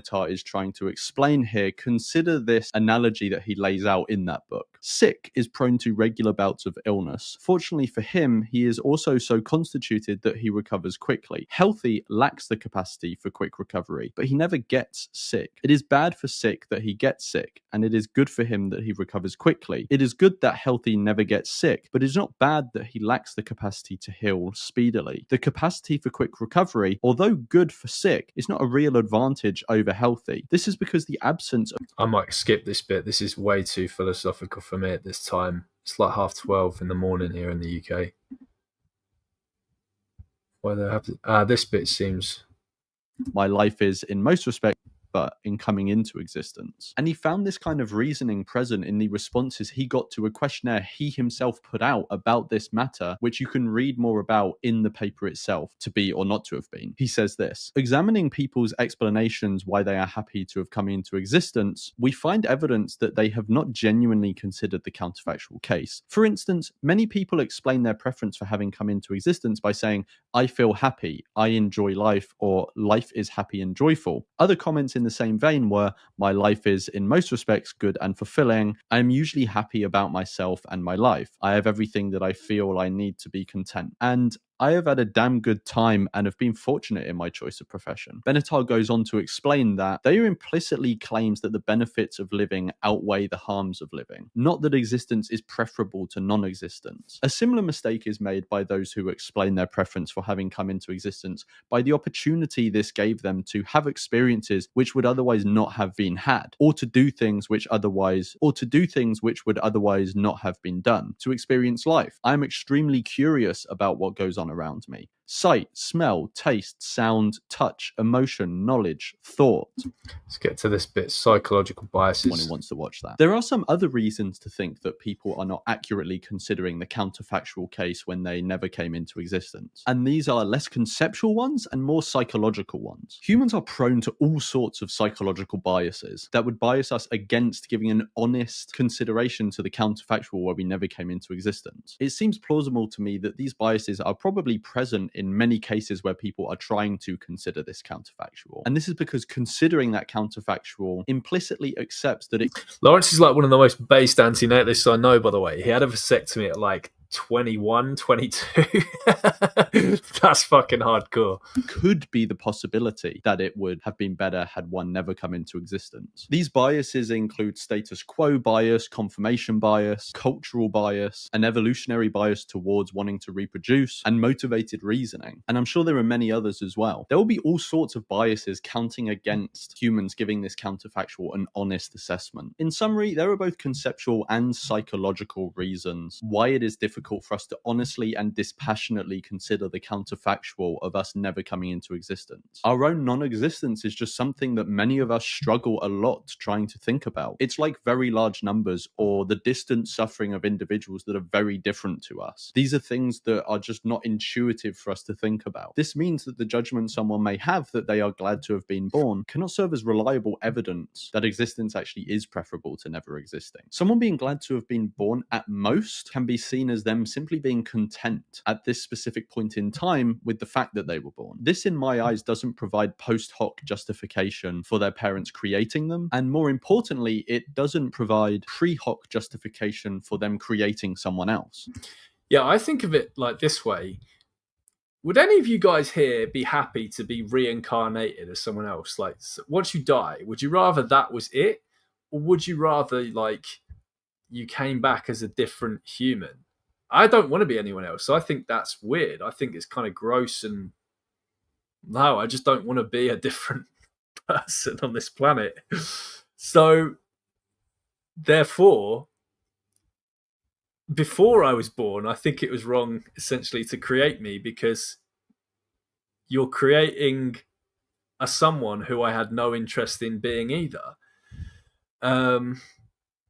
So we're all just, I guess, we're poor judges, as I say, of our own existence. As Benatar closes the paper, that many people are glad to have come into existence is not a good reason for bringing others into existence. Yeah, good point, Connor.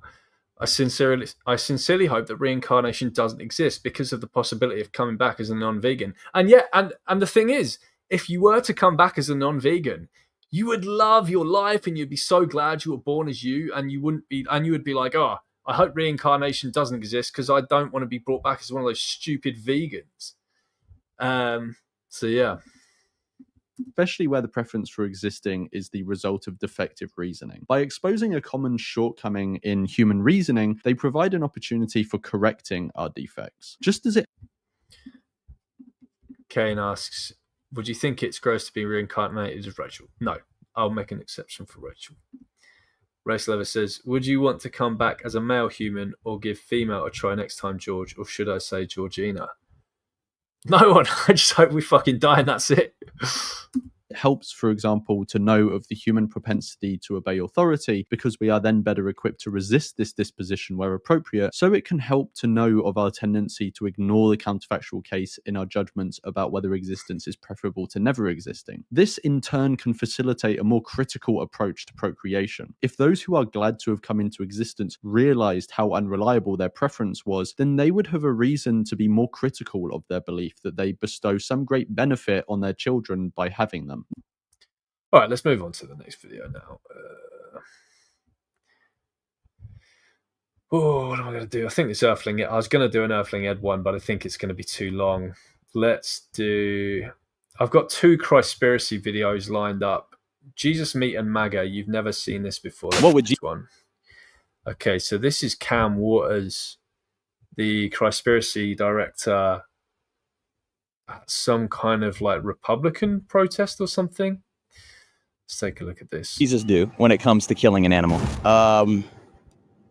What do you mean? What, can you break that down a little bit more? Hey, it's Cam here from Christspiracy, and I am in Pickens, South Carolina on the 4th of July to talk to Christian conservative brothers and sisters about life, liberty, and justice for... I'm just going to skip that bit because I don't want to get copyright strike for the music. I wanted to ask you some about it. What's led you to do this? And I meet a lot of amazing people, and it's changed my life. So it's like a family reunion, like it's a celebration. You're a Christian? Yeah, I would say I was a Christian. I'm on a journey to build a relationship with the Creator. Do you feel you lean into conservative values then? Raise lions, not sheep. So you already get an impression just from this guy's shirt that he's probably an avid meat eater, but obviously it doesn't literally mean that. He's just talking about Ray's someone who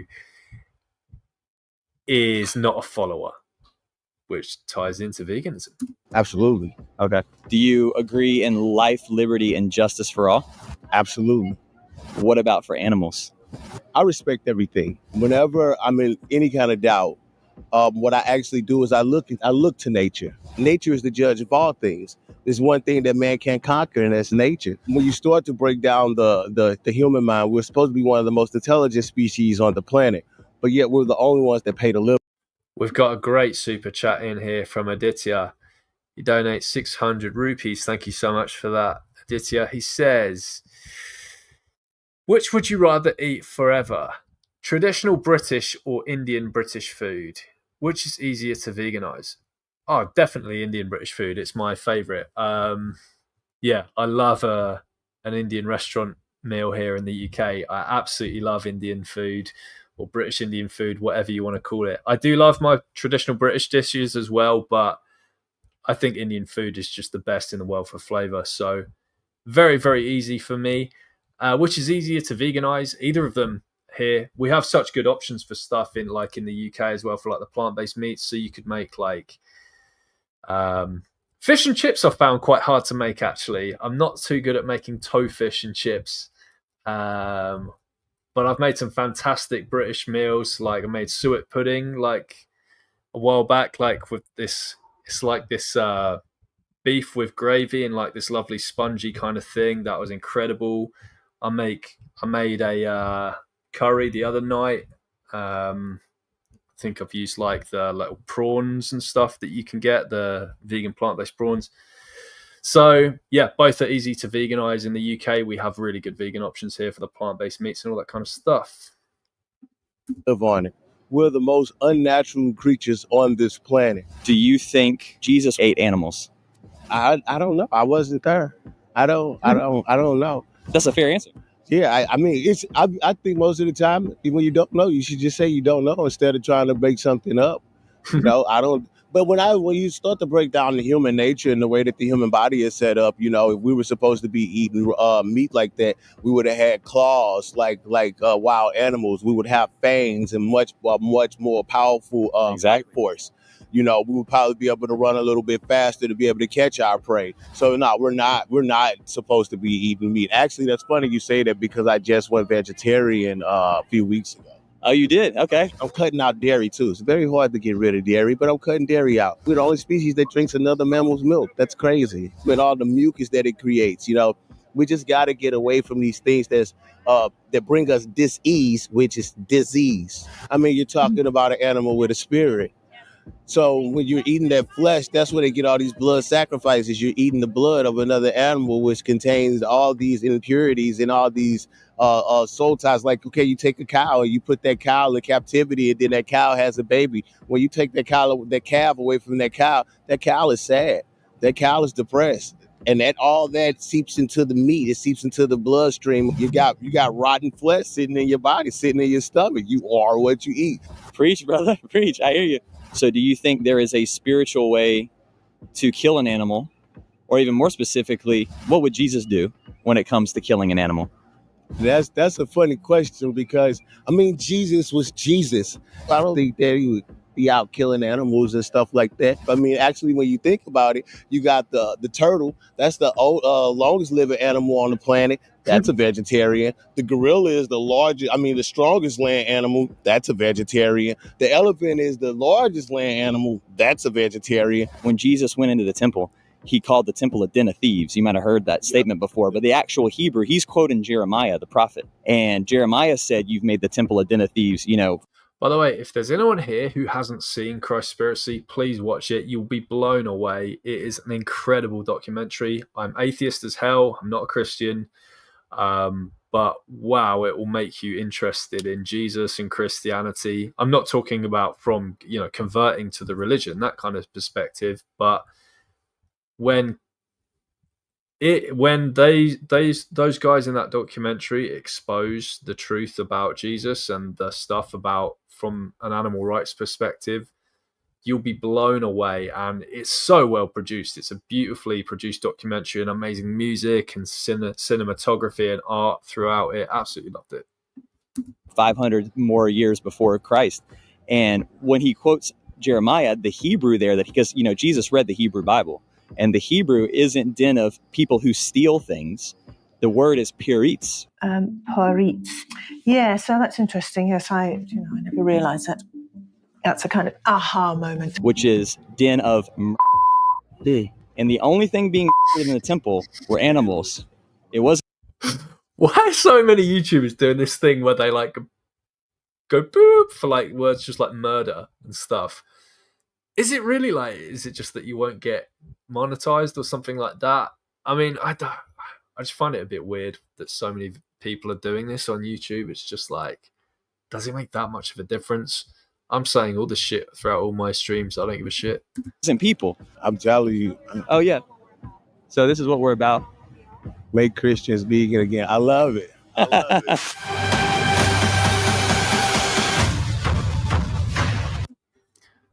All right, next up. Oh, God. I think I'll make this my last one, guys. Do I do another Conspiracy one or do I do Earthling Ed? I'll do Earthling Ed. Celebrities can undeniably... Oh, hold on. What's this comment? Careful, George. I've seen other live streams get copyright strikes from Kip for playing Christspiracy. Oh, yeah, for sure. Yeah, no, I wouldn't actually stream Christspiracy itself. Connor says, I think as long as you avoid certain words in the first 30 seconds of a video, then you're good. Yeah, I've noticed that when I set my advertising, like monetization stuff, once I make a video, it will say stuff like, you have to select all the stuff that's in your video for they check how honest you are, basically, because before they review the video. And the stuff about swearing and certain curse words, it's like this appears in the first 30 seconds of the video or something. But yeah. All right, let's see Earthling Eds, and then I think I'll call it a night, guys, and go to bed. But I'll see how far I can get through reacting to this 23-minute video. Are celebrities hurting the vegan movement? Let's get some Earthling Ed content going. Have a significant impact on how people perceive different issues, veganism included. But how much value should we as vegans place on celebrity endorsements of veganism? And what does this mean for when celebrities announce that they're no longer vegan? This is the Disclosure Podcast. Hello and welcome to the Disclosure Podcast. Oh yeah, the Disclosure Podcast is great, by the way, guys. It's Earthling Ed's podcast, and I don't think he'd done an episode since about 2021 or something like that. Maybe even earlier. So it's really good to have his podcast back, and he usually just does the episode solo, actually, I think. And yeah, we all know what an eloquent speaker Ed is, so check it out on Spotify and stuff as well. Podcast. If you enjoy this episode, then please consider checking out my Substack, where I post regular articles. If you'd like to support the podcast or my work more generally, then you can also become a paid member of my Substack, through which you will gain access to weekly articles. Or alternatively, you can support my work by making a donation through my website. If you do choose to support my work, then thank you so much. I really appreciate it, and I am incredibly grateful. In the description, you can also find links to purchase my books, and to stay up to date with all of my latest uploads, then please consider subscribing to my channel and clicking the notification bell. I hope you find this episode interesting and informative, and thank you for watching. So let's talk about celebrities. And I think one of the best places to start is to probably discuss a little bit about how the role of celebrity has changed. Celebrities in decades gone by were often movie stars, musicians, people who had reached sort of the pinnacle in their respective field, and as a consequence, were bringing enrichment and entertainment and joy into people's lives through the varying mediums they were engaging in. Maybe sometimes they were celebrities because of an invention or because of a scientific discovery or whatever it may be. But these were people who'd reached public notoriety, mostly for doing positive things that provided enrichment. And as a consequence, people looked up to them because they aspired to have the success that they'd had. They aspired to reach the pinnacle of their respective career aspirations. And celebrities were role models we could look up to because they had reached those peaks themselves. The perception that we have of celebrities has undeniably changed. There was a time, I believe, where celebrities probably carried more weight than they do now. But Look how nice Ed's background is. I'm so jealous of all these people who have such beautiful backgrounds for their podcasts, for their streams and stuff. Oh man, one day. I'm not sure how much weight celebrities necessarily carry to the everyday person anymore. And social media is a big reason why that perception has changed. It's kind of this irony in a way where we became more connected to celebrities, and as a consequence, we started to view them with less, I don't know what the word would be, appreciation, not necessarily less appreciation because we still appreciated their art, let's say, but with less awe. How often do you actually trust the celebrity when they say I'm vegan? For me, it's like 5% of the time. And I'm wondering why that is. I think part of it is just because they're so disconnected from the real world, as it were, that they don't actually really understand what it's like to be vegan, that it's an animal liberation movement. They see it as kind of a trend. And the excuses they use to go back to eating animals are so god-awful. These people could afford personal chefs and everything and could just have whatever they want. They could literally get their food flown in by chopper or something if they wanted to, if there wasn't a supermarket nearby that did whatever they wanted. And yeah, I just don't get it. Perhaps would be a good way of framing it. Celebrities have often existed outside of the everyday society. They have existed outside of sort of the world that we're used to. And before, I think that created this sort of idea of them being automatically aspirational and inspirational because they had sort of transcended beyond the world that we exist within, let's say. And I think historically that might have added credibility to the things they said and believed. But now I think the inverse is true. And we view them as being out of touch, disconnected, detached, lacking understanding about the trials and tribulations of everyday society and what we as regular, ordinary people have to endure, and the consequences of the world around us and what it means to exist in those consequences. We now view the fact that celebrities exist outside of the regular society as a reason to not really value or view their opinions and views with much credibility or care. And social media has been a big part of that because that connection to celebrities has allowed them to do things which has certainly raised some eyebrows. And one of the best examples of this was during the pandemic when a collection of celebrities spearheaded by the actress Gal Gadot had decided to sing a cover of Imagine by John Lennon. And it was the most cringe-inducing thing that you could ever see. And it was so tone deaf.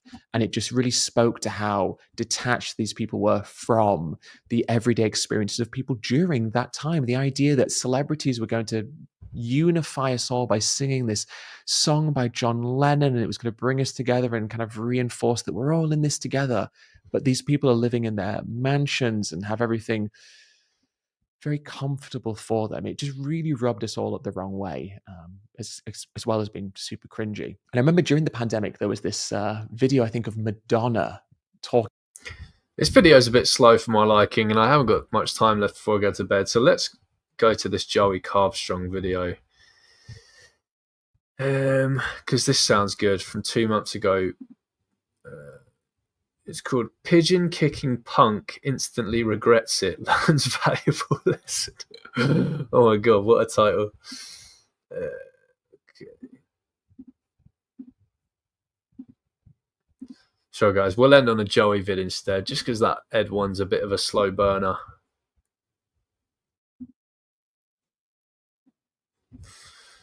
There we go.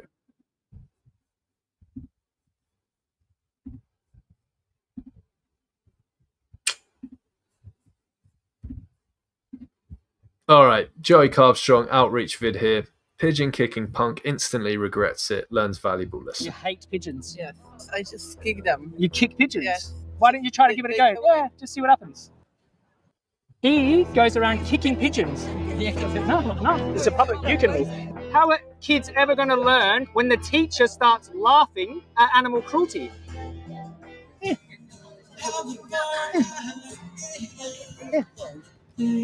Hello. You watching my documentary, Pignorant? Are you going to be a vegan? No. You're not going to be a vegan? Why not? You like meat too much? I like meat. Why do you like it? Do you like this? Well, Not too much, Yeah, 404 not found. Yeah, quite. but Not too much. So you like it a little bit. You like this a little bit. yes, A little bit of cruelty. yes. You know? Does he know what cruelty means? I know what cruelty means. Animal cruelty. Yes. Yeah. Do you like being cruel to animals? Like, not much. Depends on the animal. So, what animal do you like to be cruel to? Tell me.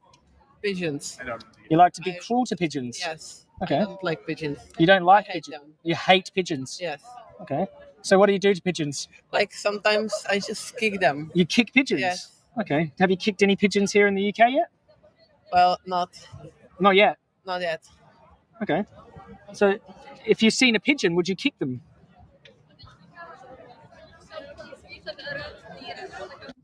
You'll notice I keep touching my head. I had to have the paramedics come around the other night and basically glue my head together because this is the dumbest injury.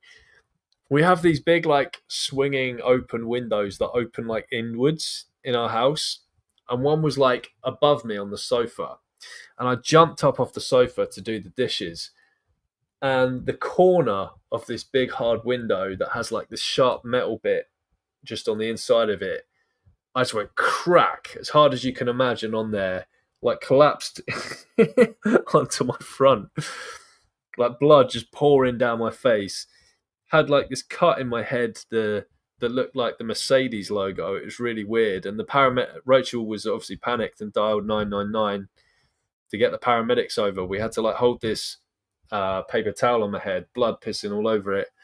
And then they had to send round a guy to like basically glue the skin on my head back together. So I've got this big like lump of hard like glue like on my head there that you'll notice I keep like touching. Sorry, random but just interesting story about something happened to me the other night. I'm just trying to understand like what kind of mindset you have, that's all. Trying to understand what kind of person you are, that's all. Yeah, like I'm a good person, but you're a good person. Yes, and you kick animals.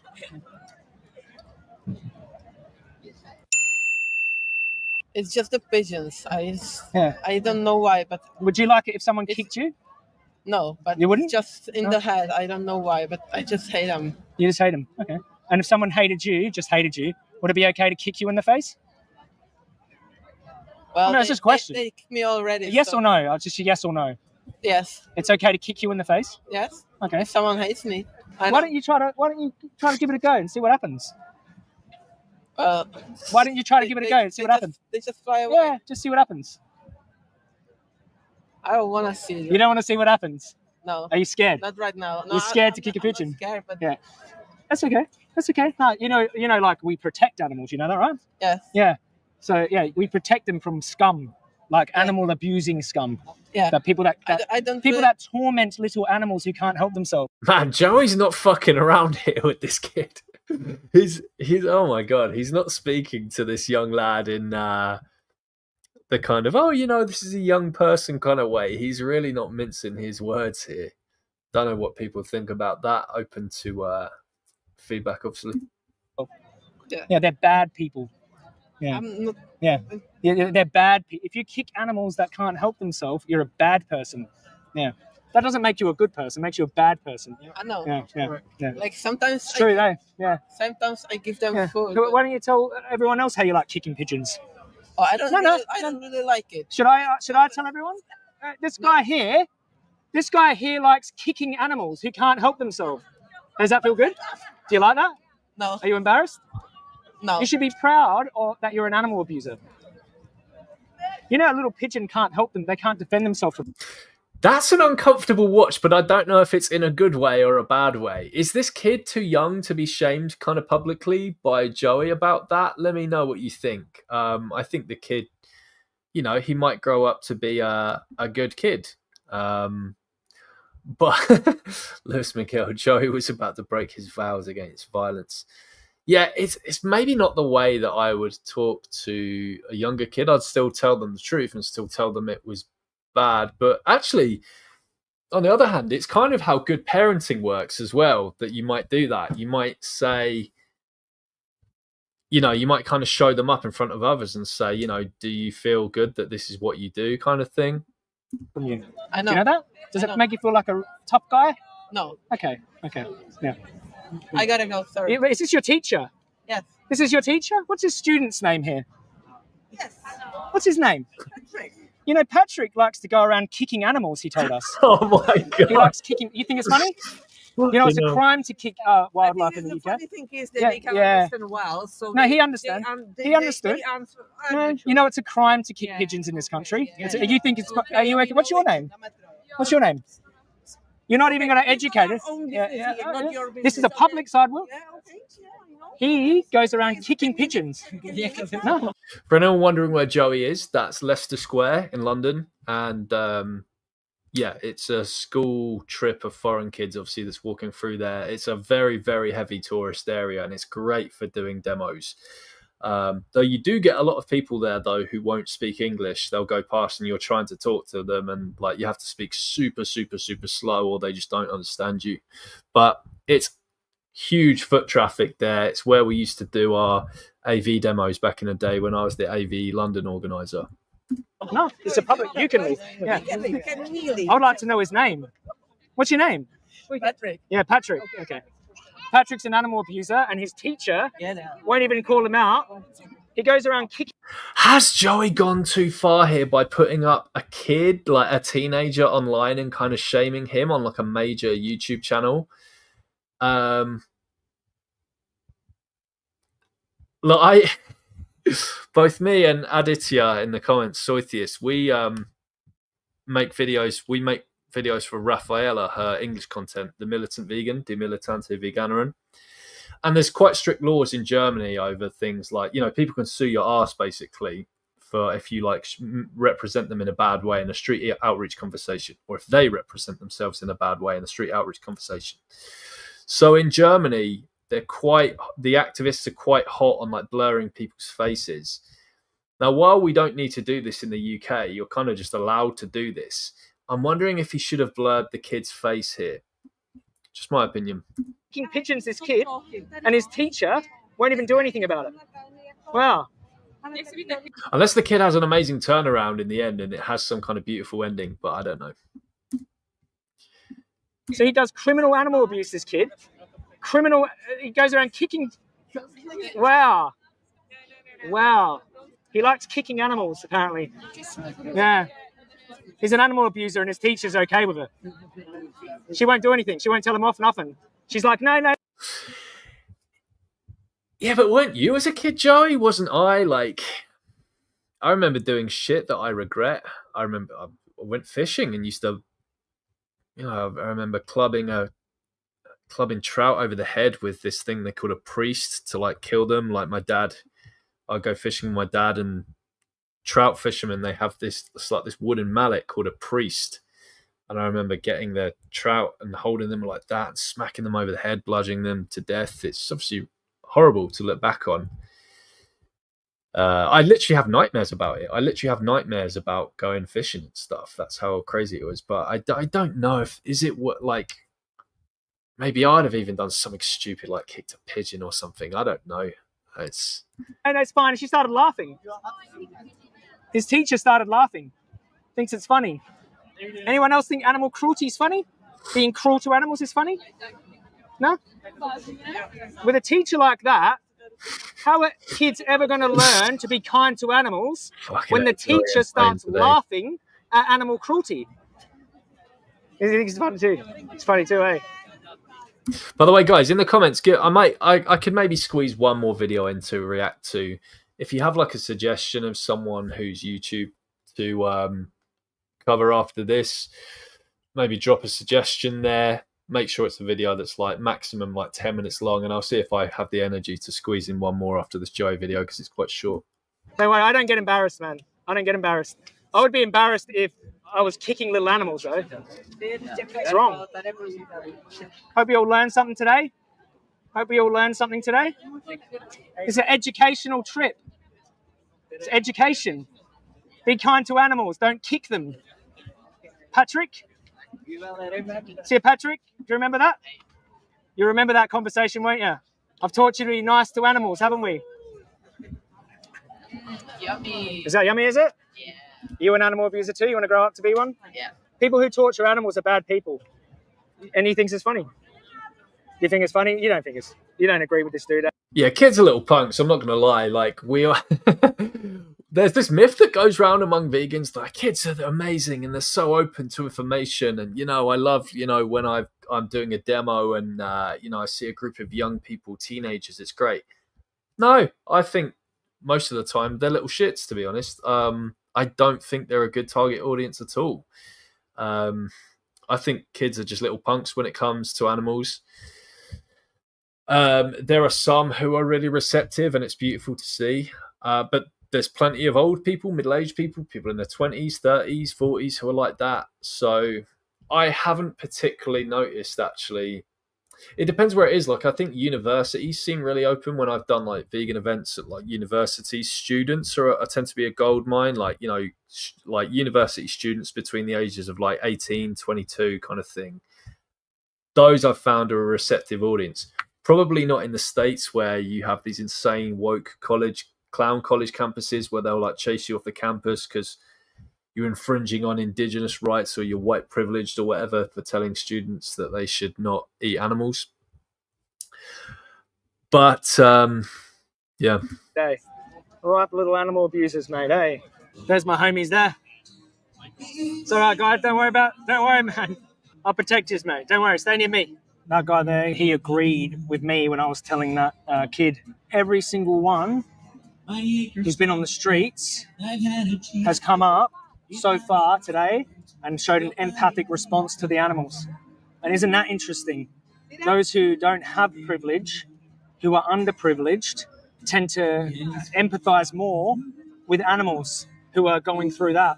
A lot of the time it's the hyper-privileged who tend to look down and degrade animals and just not care about their suffering. Maybe because they haven't suffered a day in their life. So they don't know what suffering really is. Yeah, I think people would be surprised to know my thoughts on this video. I think Joey might have gone a little too far there. It was ultimately a kid, and he just quite honestly told him I kick pigeons, and he could have told him off and told him it was wrong. But he shamed like a 13, 14-year-old kid, like on a big YouTube channel in front of the internet without blurring his face. I don't know if it's best practice. Let's see if there's anything else I should react to or whether I should call it a night. Someone suggested I react to an Arvind video. Yeah, maybe I'll look at an Arvind video. Let's take a look.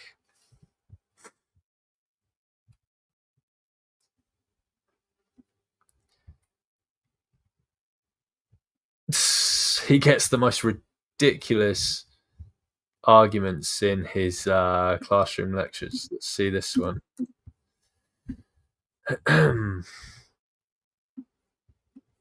All right.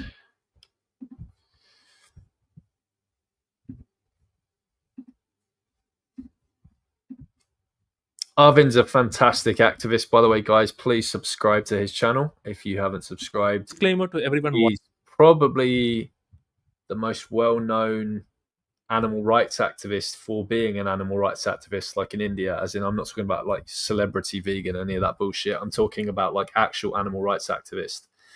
245,000 subs, and he's got vids with like tens of millions of views, I think. But yeah. Watching. Due to some technical issues, the audio of the student speaking was not recorded in good quality. Therefore, we hired a professional dubbing artist to recreate what the student spoke. Don't worry, we have not altered a single word of what has been spoken. What you hear in this video is what you would have heard if you were there in the auditorium during the time of recording. And now, on with the video. That's impressive. Hello, sir. Rahman this side. Sir, my question is in two parts. Basically, first is, in today's era where we live in a very relatively comfortable era. We live in a very relatively comfortable era where we can discuss and advocate for animal rights. What's the first sentence? Villages, I'm sorry? We live in a very relatively comfortable era. Yeah. Where we can discuss and talk about animal rights today. Right. But I'm talking about the societies of hunters and gatherers, where they were only dependent on animals for their survival. Right. So my first question is, how do you reconcile for their survival instincts with ethical arguments for today? And my second question is, sir, in my opinion, Veganism is like more extremism of like extreme right, sir. Okay. What? My question is, why can't we just draw a line, a red line, and say that thus far and no further? For example, we take the dairy products. We maintain certain guidelines and certain qualities of doing this. So what's your take on this? Okay, so the first point you mentioned was, what about people who are hunter-gatherers? Can you tell me exactly about any particular tribe you have in mind? Like you're talking about the Jarawa tribe in Andaman Nicobar, something like that you're mentioning? Sir, all over the world we have a few tribes, yes. Yeah. Okay, what will they do? So this is extremely impressive what he's done there. So he didn't manage to record the sound properly of the student speaking. They hired a professional dubbing artist, and it's got him saying it word for word with just dubbed over, but you can hardly really notice that much.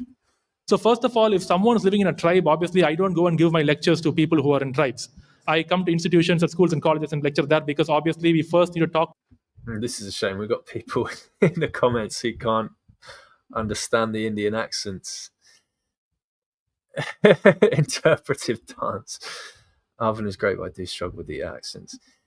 Yeah, it might be harder for people from non-English countries as well, just because of the strength of certain accents when they're speaking English. But yeah, sorry guys if you can't understand. To people who probably are from a background but they can choose to make the switch, because forget even tribes.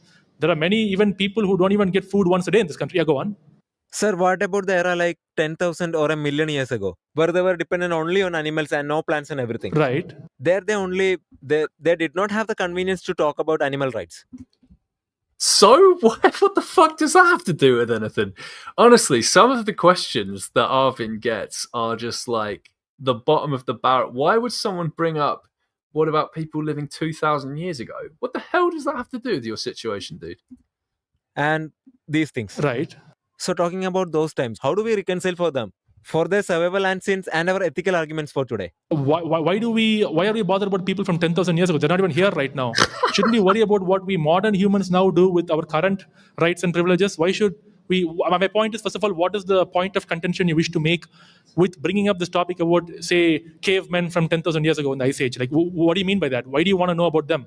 They don't exist. Who cares? My point. Sir, my point is like, because of them, it became a sociological norm. Right. That can't be argued. Right. And how does this concept of veganism and animal rights arise from the sociological norm out of this? Like a deviation from this? Of course, it's a deviation. Look, anything we humans do in society in the name of civil rights is pretty much a deviation from Darwinian evolution. Right? Because back then, 10,000 years ago, human beings survived based on evolution and natural selection. Meaning that the strongest survives, survival of the fittest. Even among a human tribe, not every human was treated equally. We even had the alpha male do everything, take what he wants, and then the remaining people, if they're lucky, they'll get a few scraps, right? So the point is that, of course, it does not fit with the narrative of how humans lived 10,000 years ago, but I want to reiterate that any of the current modern-day social liberties, which includes eradication of racism, sexism, casteism, or anything, are very much natural. I had Arvind on my podcast, by the way, a few years ago. So check that out. It was a good episode. Must have been about 2021, maybe I had him on. Thing is with Arvind, he speaks so much. When he gets going, he can't stop. So I had to, I think, cut a little bit of stuff out of the episode. I hope he doesn't mind me saying that. I don't think he'll be offended. He knows he talks a lot. Because when it comes to sexism or misogyny, it is one gender which is physically stronger trying to take advantage of the other, right? So if I were to here stand up and lecture about, say, women's rights or children's rights, would you stand up and ask, how do you think cavemen treated cave women 10,000 years ago? Like, I mean, my point is that, why does it, of course, it differs from how it was back then. But why does it even matter is my question. They're pretty easy arguments that Arvind gets a lot of the time, but he still handles them like a boss. He doesn't give, like, you won't be disappointed with the way he answers anything. He always just smashes everything absolutely out of the park. Like, anything we humans do in this modern society in terms of civil liberties has nothing to do with caveman, right? And veganism and animal rights is one more thing that's attached to that. Do you agree with my statement there? Agreed, sir. So, yeah, so my point is, think of it like how you view current civil liberties, right? You don't have the current civil liberties back then. In fact, there are many countries, even in this world right now, where if I won't be let to be stand on a stage and speak like this, right? they'd want me killed. There are countries still that exist like that in this world right now. I can't go to North Korea, for example, and give a speech. Lewis says, George, maybe you need to have Arvind on again, especially since he's taking a break and since Gary Yourofsky was such a huge influence on him. Yeah, he was. I think Arvind actually messaged me one year asking how he could get Gary to do a birthday message for either him or his wife. I can't remember who it was, but Arvind is a huge fan of Gary's. And Gary's taking all requests right now for like streams, for podcasts. So Arvind should actually get Gary on his channel to do a conversation with him as well. Yana says, whilst we're on the subject of Indian activists, I recommend the documentary Maa Ka Doodh. Probably terrible pronunciation. Sorry, any people who speak whichever Indian language that is in. It really destroys the ahimsa milk bullshit that many religious people in India believed. Very underrated. Yeah, thank you, Yana. We'll definitely check that out.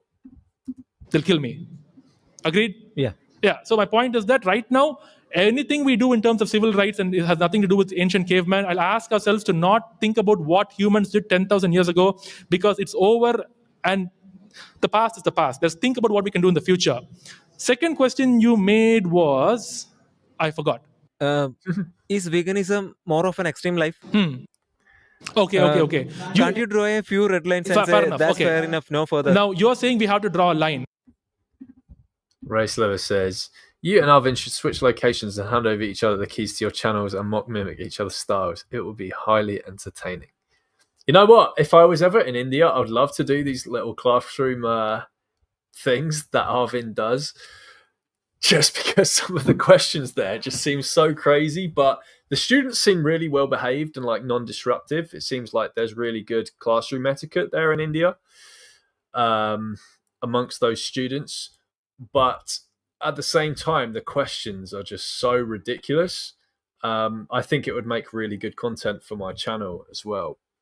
Mind you, I'd probably get what happened to David Rams happen to me and get accused by the intersectionals of white saviorism for daring to help animals in other countries that I'm not from.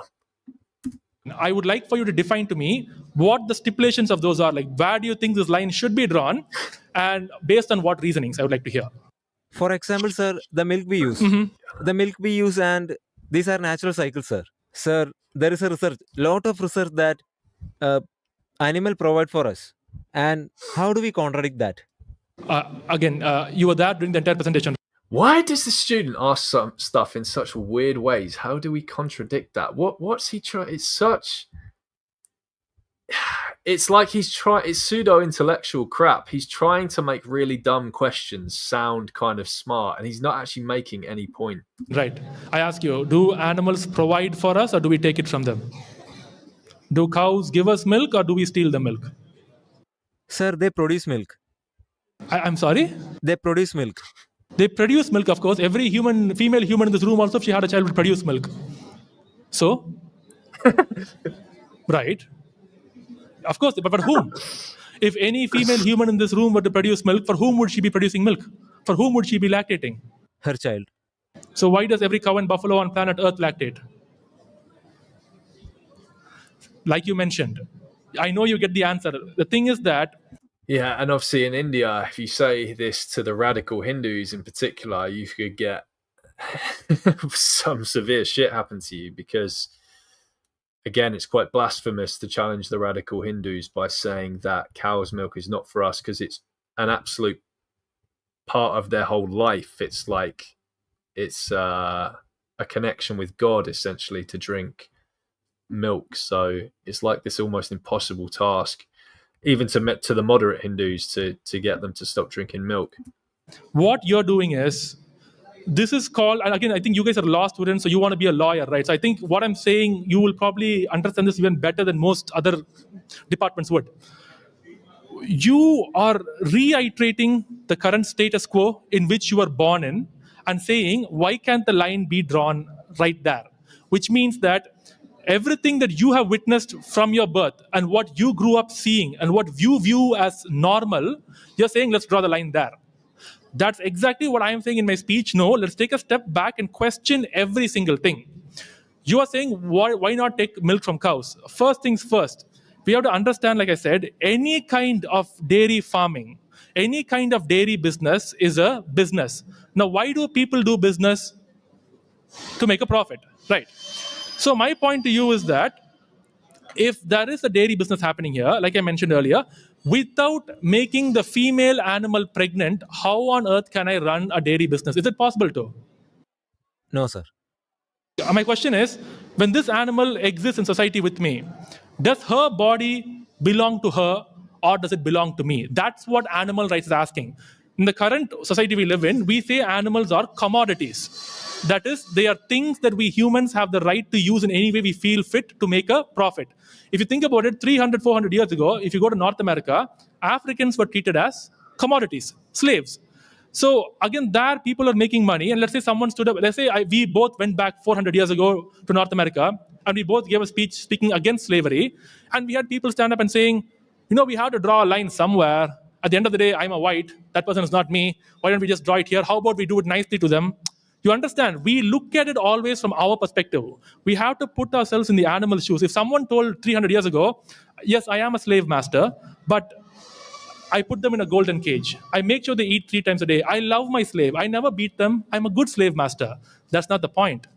The concept of slavery is immoral and wrong. So I am saying the concept of animal slavery is immoral and wrong. And it has to be stopped regardless of how it's done. That's my point. If you have any arguments for that, please go ahead. It's okay, sir. Okay. Thank you so much. Awesome. All right, guys. Cool. I guess we'll call it a night. Thanks so much for joining. Yeah, hope you found it an enjoyable listen. And that you liked my commentary and reaction on all those vids. So, yeah, peace out, everyone. Enjoy the rest of your days and nights. And hopefully I'll have some good content for you soon. Catch you later, guys.